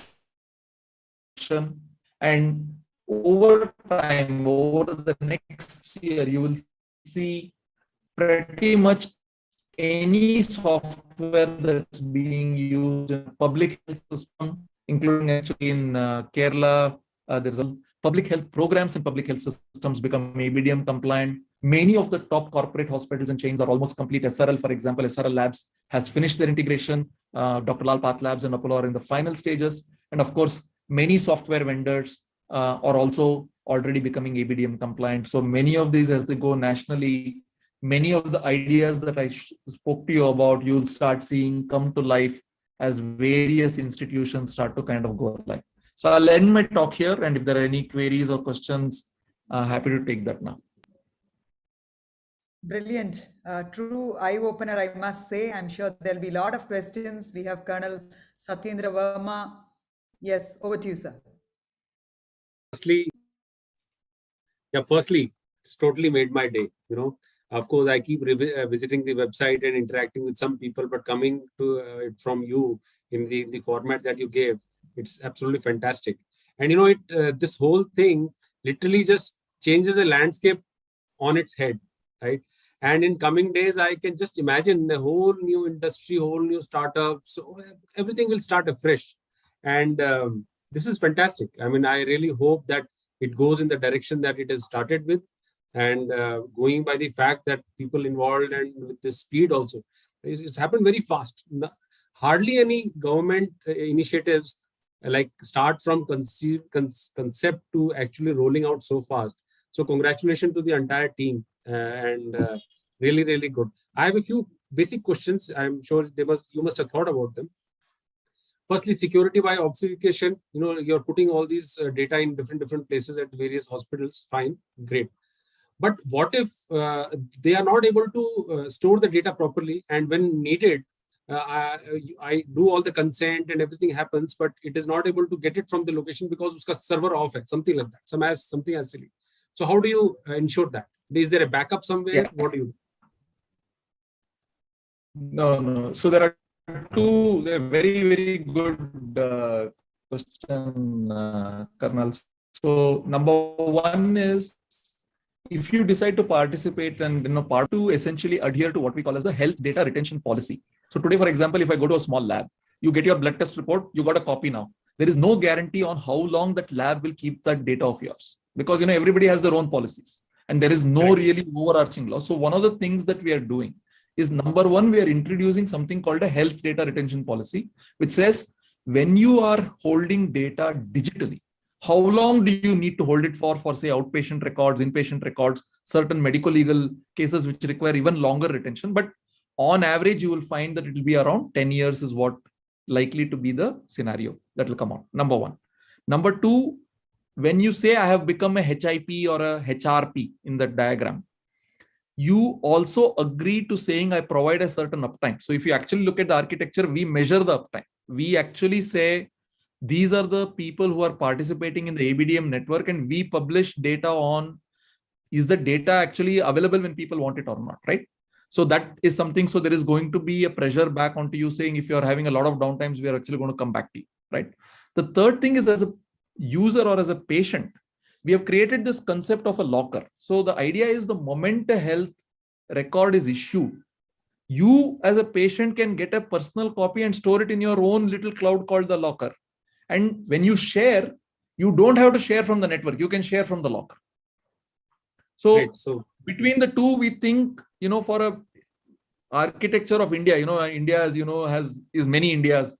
We have the Western, India, where we can deliver levels which are, hospitals which can deliver actually care better than Western markets. And of course, you have the other end of India. So we have hopefully given a solution that can fit everybody's needs. no, so absolutely. So that this personal locker is actually, you answered the question correctly. So if I don't want to rely on anyone. Every time there is a copy of my healthcare coming up, I just put it on my something like DigiLocker, correct? Exactly. But what about you the can security choose a that health tracker DigiLocker? of your choice. That's DigiLocker is one government service. So here we are looking to create lots of choices for you as a user where you can store your data. Yeah, thank you. Thank you so much. Thank you very much. Yeah. Thank you. So, Advocate Shyam, sir, are you convinced with the answers? I'm not at all, but I'm positive of time. I don't want to engage in a debate. But Kiran, I'll ask you one thing. We don't have a document retention law. Maybe Medical Council of India says that a private practitioner should retain it for 3 years. But for an establishment, you are yet to come out with a law. That's my understanding. You can Not a law, sir. We are doing a policy at this point. No. That's where my issue is very simple. Scattered law, from here and there we pick up. We have some sort of symptomatic treatment, and end of the day, we don't have a holistic approach. And you try to justify this national digital health mission. It's wonderful. I liked it, but I cannot agree with that. But I don't want to engage in a debate. That's all. I think we should ask Dr. Alexander to arrange a good debate one day. That would be excellent. Having all of you on the platform and having a great debate is going to be a wonderful thing for baby. Then again, if Dr. Lalu permits me, I'll just ask one question to Kiran, which I pose to our Verma Saab also. Go ahead. When this data is challenged before a court of law, do you have something that is legally admissible, permissible, or acceptable? Nothing. And still we say that we have got that, this and this. I don't know. I mean, if you can clarify that, I'll be educated enough to give more services to my clients. Simple as that. No, I am at a bit of a loss, because why do you believe? See, in the let us say a doctor or a health facility has decided to share a health record with a patient, right? Kiran sir, I'll just put it in this way. You got a EMR or EHR or whatever terminology. I mean, you got latest coming in. I mean, which transcends normal comprehension even. But still, let us say X document is there. X document is specifically challenged. Yeah. When you're saying it is challenged, sir, what do you mean? Can you give me a little more on the party who is saying that the hospital has produced something that has been not properly maintained, that has been doctored, that has been compromised, that has been manipulated? Then you don't have anything to fall upon which is legally admissible. That is true. No, so if the producer of the document is being, if let us say, I am the guy who's writing the discharge summary, or I am the guy who's writing the prescription. Sir, is it not time that we have some sort of documentation law or some sort of legal mandate, which at least prima facie or on the face of it, or at least in the first instance give it a sanctity, which can be challenged. Even that is not available. Certainly, I think there's a huge gap, and with all these policies coming in, and with all these questions also, that needs to be plugged. We need to really look at it, and exactly as he said, there's no document retention policy, there's no standardization, there's absolutely nothing at this point in time. So the way forward, we'll have to all break our heads into this and put some semblance into how we want to take this forward. So due to paucity of time, I think we'll have to move on, sir. It would have been a great discussion having all of you, arguing for some time, and it would be wonderful, I'm sure.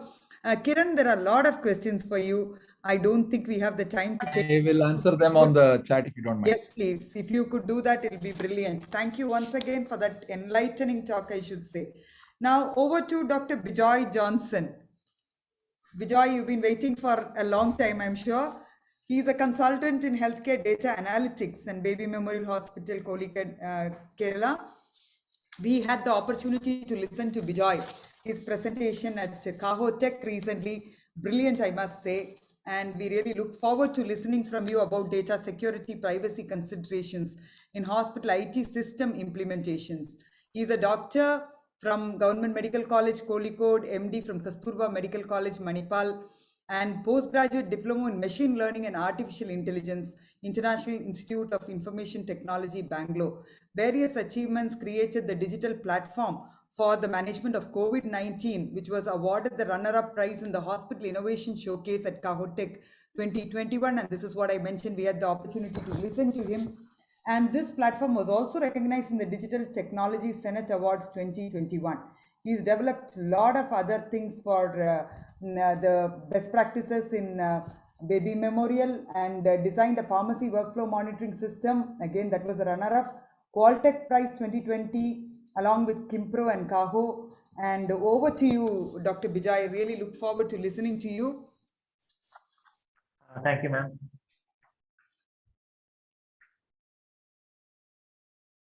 I hope my screen is visible. Yes, go ahead, please. So good evening, everyone. I'm Dr. Bijoy Johnson from Baby Memorial Hospital in Kozhikode, and I'll be discussing about the data security and privacy considerations in hospital IT implementation. So there has been an increase in the incidence of cyber attacks in India and around the world. Hence, it is imperative that we take necessary actions to protect ourselves from these attacks. During the various sessions of today's conference, we have learned how innovative technology has transformed healthcare and how the pervasive use of technology has been accompanied by threats to data security and privacy. And in this final session, let us have a look at how to address these challenges and protect ourselves from these threats. So I'll be covering the topic under two headings, that is security and privacy. And first up, let's have a look at mitigation of security issues. As discussed previously, the healthcare IT ecosystem is a complex interconnected system. And at its core, we have the IT infrastructure, which is composed of the server, database, networks, and so on. We have the various multiple stakeholders like the IT team, the project management team, end users who utilize these systems through various channels like web, social media, counters, kiosks, wearable devices, and so on. These are utilized for various processes like patient care, billing, supply chain, health records, analytics. And all of them are integrated into various applications like hospital management, telemedicine, home care, and so on. So when it comes to information security, one of the key points is the CIA triad. So the C stands for confidentiality, and this is one of the common terms that we associate with information security. But it also includes two other parameters, that is integrity and availability. So what are they? Sorry. Integrity is about the prevention of unauthorized modification of data.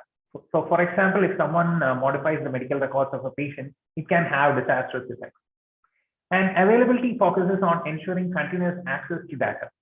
Suppose we have a paperless system in our patient records and there was a ransomware attack, and all our systems are now unusable for the use of patients.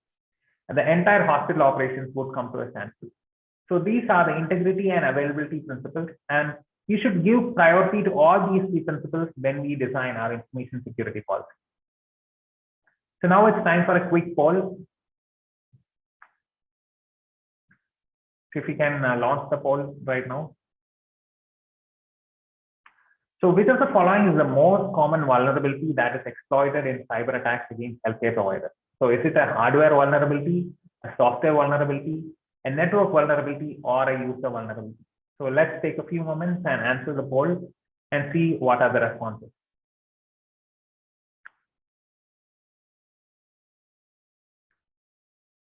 So we have got many responses. Let's wait for a couple of seconds and then we'll view the results.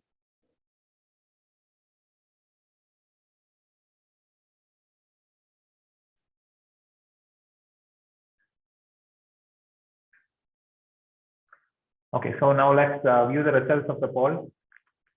So as you can see, the most common, from the results, it is most people are split between software vulnerabilities, network vulnerabilities, and user vulnerabilities. Around 30% have said that the software, network, and user vulnerabilities are the most common, and around 10 people have said that the hardware vulnerabilities are most common.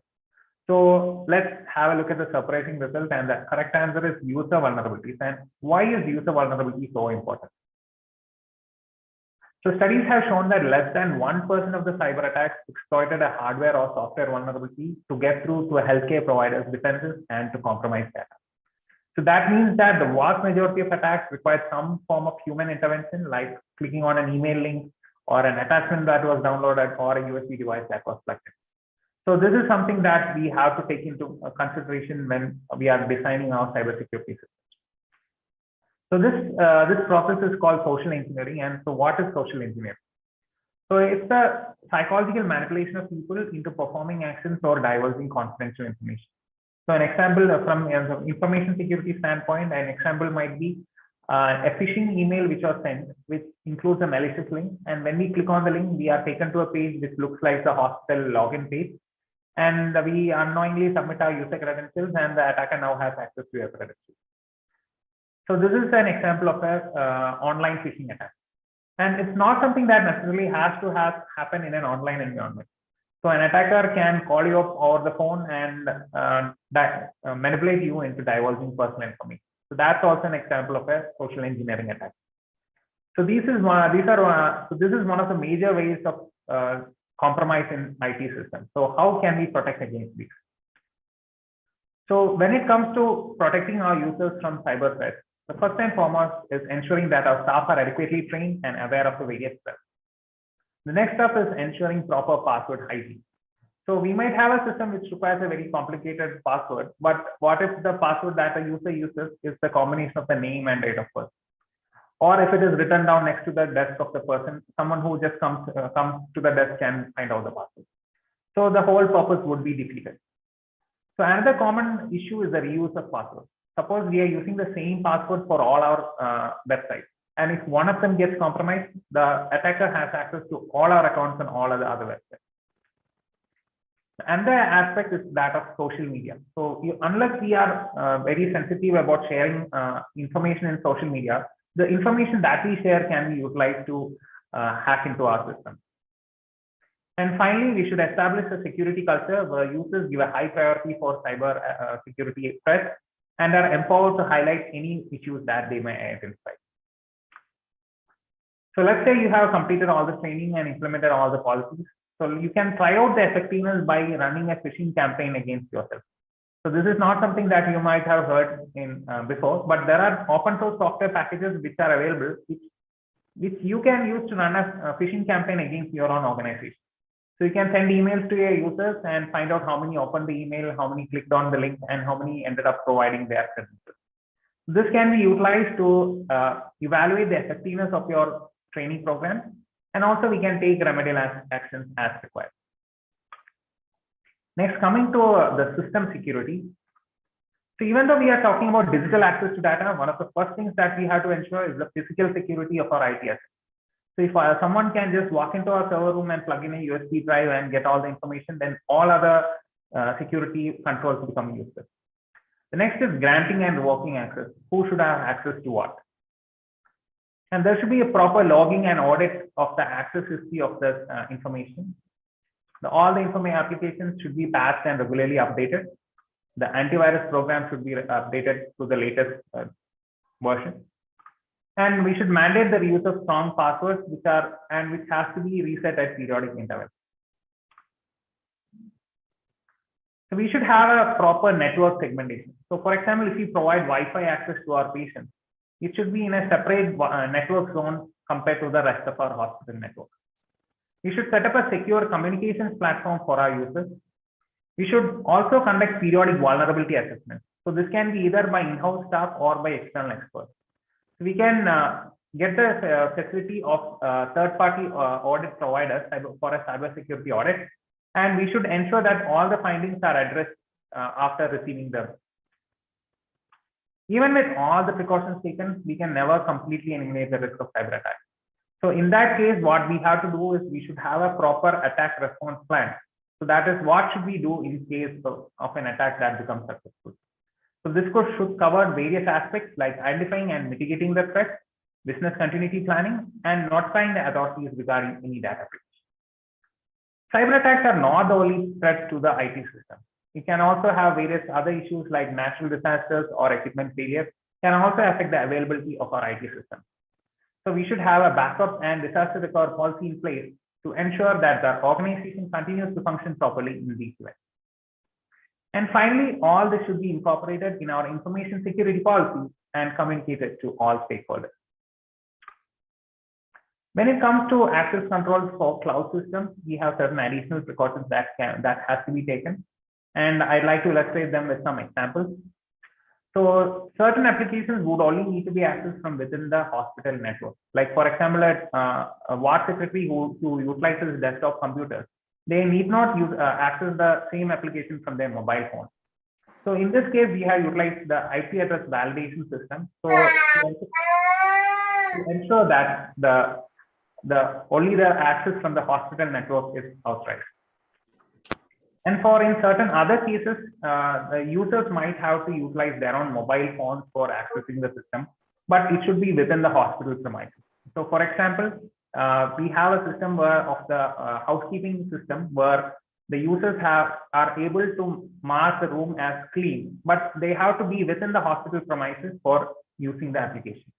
And for this, we utilize the geolocation validation system.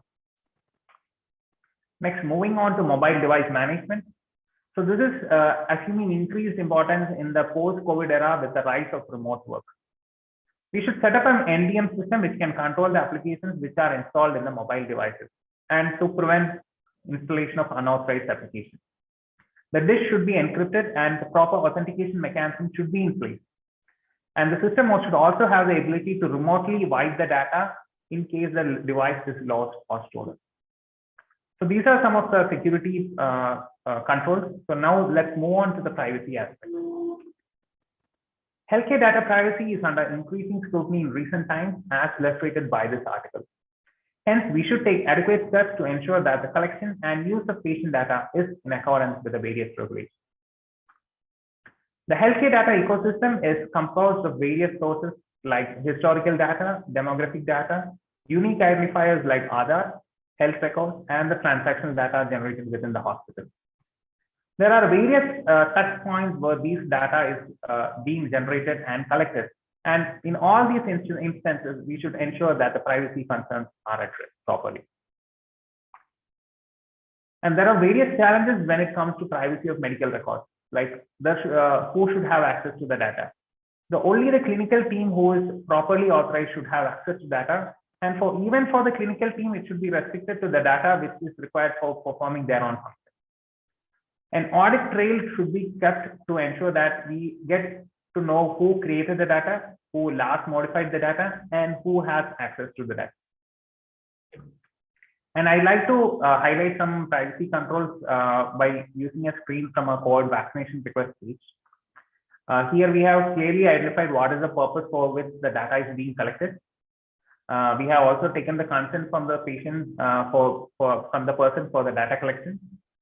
We have given the link to a privacy policy where the user can have a detailed look at the details of our privacy policy. And only the limited data is being collected which is required for performing the necessary action. So what can be done to ensure patient privacy? So first of all, we should conduct an information audit where the organization evaluates all the data being collected and ensures that all the necessary protocols and procedures are being considered. We should have adequate justification for the data being collected and avoid collecting unnecessary information. We should anonymize the person data wherever possible to ensure patient privacy. We should have mechanisms in place for age verification and parental consent in case of pediatric patients. We should build awareness among our staff regarding the importance of data protection. There should be a policy in place to notify the authorities in case of a breach in patient privacy. We should have a data processing agreement in place with our third-party providers. Like, for example, we might be sending our data to external labs or for facility management systems. So an example would be, again, in case of the housekeeping management system, we can just show the name of the room that needs to be cleaned rather than the patient who is residing in that room. The organization should have a data disclosure policy about who gets access to patient data. Like, for example, if a bystander requests access to patient data, we should obtain prior consent before divulging the information. The organization should have a dedicated data protection officer or some member of the management team who is involved, who is responsible for ensuring the patient privacy in case of all scenarios. And finally, when we use patient data for research, we should have the proper approvals from the institutional ethics committee and ensure that the data is anonymized before use. So that was in short about the various data security and privacy considerations that we should take into account when managing hospital IT systems. Applying these principles will help safeguard the data of our systems and the privacy of our patients, so that we can continue to provide the best quality of care for our patients. Thank you, one and all. Thank you, Dr. Vijay Johnson. Brilliant indeed. Really appreciate the presentation and the view of your hospital. I have not been to Baby Memorial Hospital. I think it's time that Madam Gracie invites us there. Yes, you are welcome. Wonderful. You have a beautiful hospital and amazing set of people that we have worked with. Do we have questions for Kiran? I think Kiran, again, due to paucity of time, can we close the session here? Yeah, yes, ma'am, of course. That will be better. Yeah, thank you so much. We are quite over the time. Yes, almost 30 minutes over time, overshot. Yeah. Thank you so much for the brilliant participation, both the speakers and the participants. It's been a great session interacting with all of you. And we really look forward to having another session. Maybe Dr. Alexander should seriously consider having a longer session with all the experts in the field. So have a wonderful time, and I am sure your organizers are waiting to conduct the quiz, and the participants are really eagerly waiting to take up the quiz. Best wishes to all of you. Have a safe evening, wonderful evening. Enjoy time with your family. Thank you, Dr. Lalu. It was really an amazing moderator. Thank you. Thank you very much, everyone, for inviting and Thanks to everybody. participation. Thank you to all the speakers for that very informative sessions on data privacy and security. And once again, thank Lalu ma'am for chairing that wonderful session with the most inductive way. Let's now take a quick glance on the promo video of Baby Memorial Hospital before we start with our very excited quiz competition.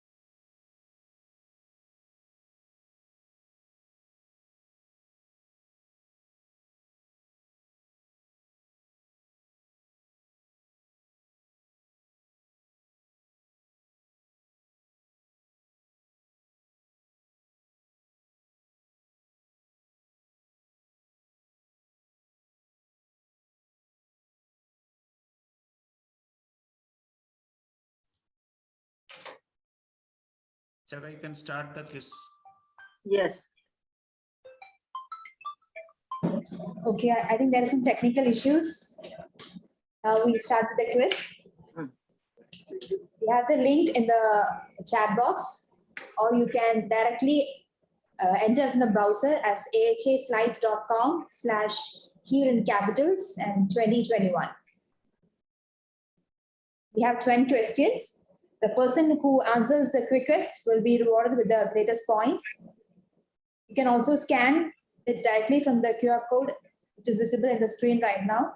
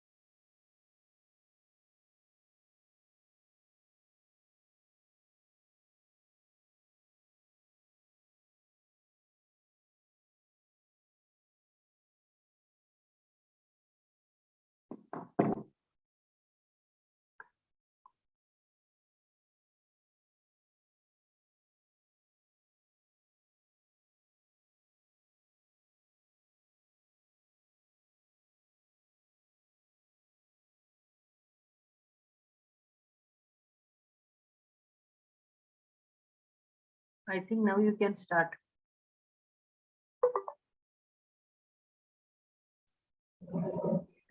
So we have 24 players. Then we'll start with our first question. The person who answers the quickest will be scored the greater points, so be quick. Why is it important to have a good understanding of information security policies and procedures? Option 1 helps protect individuals from being victims of security incidents. Option B provides an understanding of steps to follow in the event of a security incident. Option C helps to understand levels of responsibility. And D, all of the above.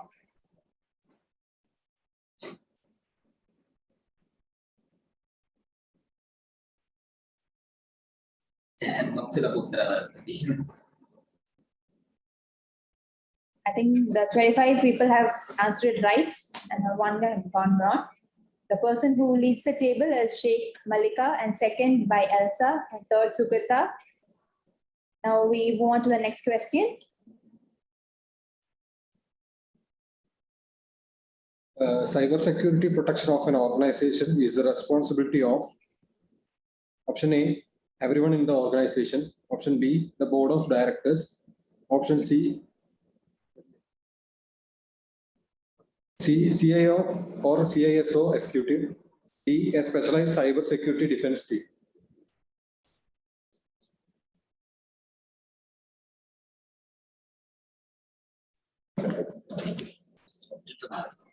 The 19 people have got it right. Again, the table is topped with Sheikh Malika in the first place, second by Anju, and third in Sukrita. Now let's move on to the third question.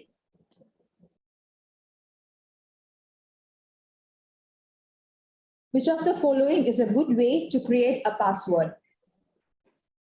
Here are the options. Option A, your children's or pet's name. Option B, using lookalike substitutions of numbers or symbols.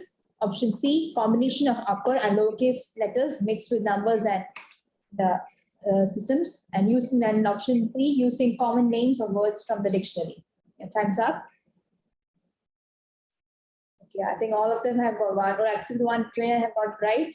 Again, the table is topped by Sheikh Malika, and second by Anju, and third Sukrita. Coming to the next question.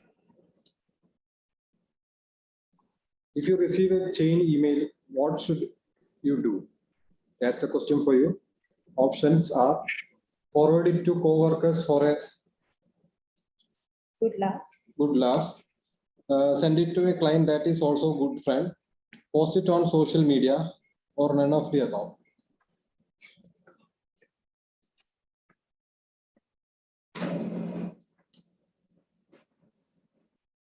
So the answer is last one. Again, the table leader is topped by Sheikh Malika, and second, Shiva Prasad PV has come up, and third place, Anju. Move on to the fifth question. Which of the following privacy principle deals with informed consent of the data subject before sharing the personal information to a third parties? Options: collection limitation, purpose limitation, disclosure of information, and accountability.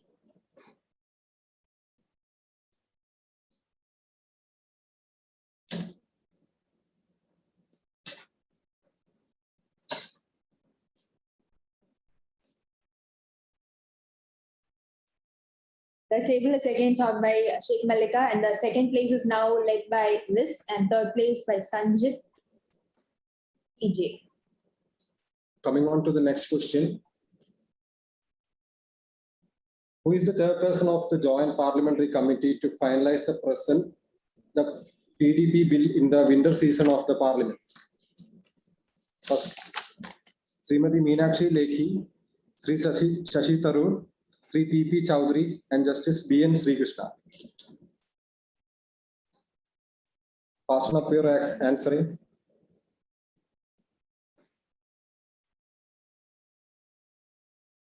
I think many of them have got it wrong. What if you have got it? Okay, so finally the first place is got by Liz, and second by Ajay, and Sheikh Malika has gone to the third position, and fourth by Dr. Sanjay Yadav. Now the seventh question, there is still time, you can come up. Select the information category which is usually protected under privacy laws. Options: organizations, confidential business information, sensitive personal information, personally.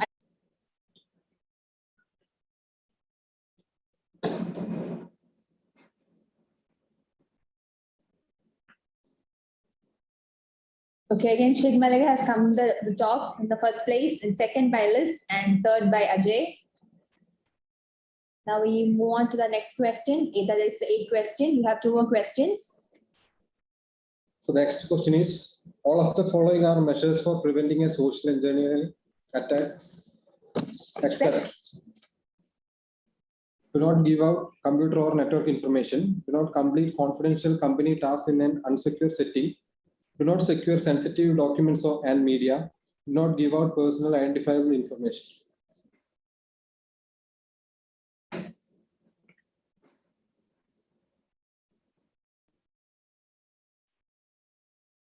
Now the table is again topped with Liz in the first place, and second Subramaniam, and third Dr. Sanjay Yadav. Now we move on to the ninth question, second last question. Which of the following is a common example of a phishing attack? You receive an email from an acquaintance who you are rarely in contact with that contains only a web link. Option B, you got an email that appears to be from a bank asking you to enter your account number and password, but the web address looks unfamiliar. Option C, you receive a text message claiming that you won a contest and asking you to click on the link. And D, all of the above.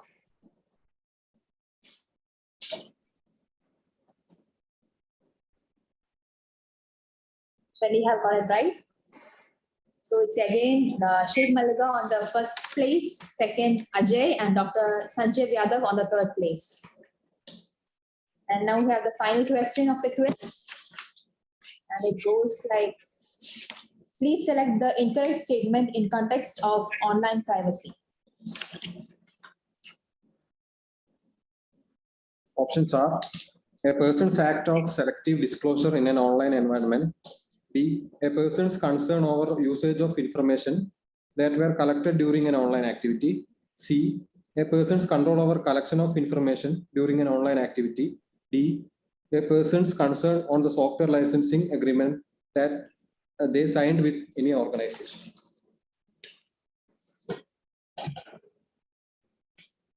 That's it, the final question. So the person who topped up is Sheikh Malika with 521 points. Congratulations. And second, Ajay, and third, Praveen TV. Congratulations to all the winners. And thank you all the participants for your support and cooperation. Now a link will be available in the chat box. I request our participants to kindly give your feedbacks. Finally, I invite Mr. Jiju KK, Organizing Secretary, for the vote of thanks. Thank you, Abid. Am I audible? Yes, sir. Yes, sir. So, good evening, everybody. Honorable dignitaries, respected Chairman and Managing Director, respected CEO, and our wonderful audience. On behalf of Baby Memorial Hospital and Heal organizing team, I feel immense pleasure to propose the vote of thanks. I won't take your much time, but please indulge me for a few minutes.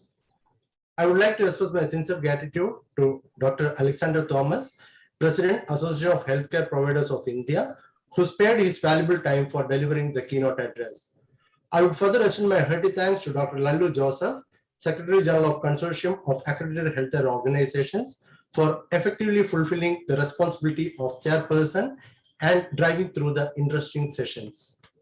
I would take this opportunity to express my deep regards to our eminent speakers, Dr. Vijay Agarwal, President, Consortium of Accredited Healthcare Organizations, Advocate Shyam Patman, Advocate, Kerala High Court, Colonel Satyendra Verma, Data Privacy Expert and Certified Lead Auditor, Information System Security, Mr. Kiran Anandam Pillai, Advisor Technology, National Healthcare Authority, and Dr. Bijoy Johnson, Consultant in Data Analytics, Baby Memorial Hospital, Kozhikode. The topics presented were very interesting and relevant in today's scenario, and it is very much beneficial for all of us. I would further extend my sincere gratitude to the Research Foundation of Hospital and Healthcare Administration, our knowledge partner, Association of Healthcare Providers India, our supporter, and our media partner, Modern MediHealth. It is my privilege to thank our Chairman and Managing Director, Dr. KG Alexander, for his unfaltering support and confidence on us.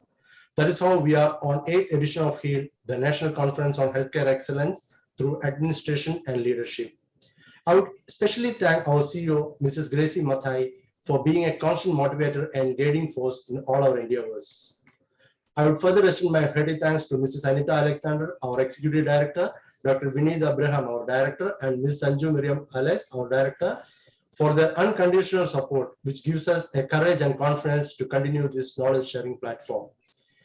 My deep sense of thanks and appreciation goes to all participants who were live with us and attended this webinar with great enthusiasm, which made today's event a great success. Last but not the least, the whole HEAL team headed by Mr. Simon Matthews and team members Mr. Prashant G, Mr. Kamal Coimbron, Dr. Shaga M. Puthuran, Dr. Abid Baburaj, and Mr. Subhash Joseph really needs a large round of applause for conducting this webinar and draw it to success. In the end, thank you all for being with us this evening. Good night, everybody. Thank you. Thank you. Thank you, Dr. Lallu. Thank you. Thank you so much. Thank you. We really enjoy. Yeah, good sessions. Thank you, Simon sir. With that, we have come to the end of the 8th edition of HEAL 2021. Thank you all the participants for the wonderful participation and support. And this is me, Shakha. And Abhi. Wishing you all a good night and goodbye, and see you next year with much more exciting sessions. Thank you. Thank you, sir. Kindly wait for the national anthem. Abid. जनगण मन अधिनायक जय हे भारत भाग्य विधाता पंजाब सिंध गुजरात मराठा द्राविड उत्कल बंग विंध्य हिमाचल यमुना गंगा उज्ज्वल जलधि तरंग तव शुभ नामे जागे तव शुभ आशीष मांगे गाहे तव जय गाथा जनगण मंगल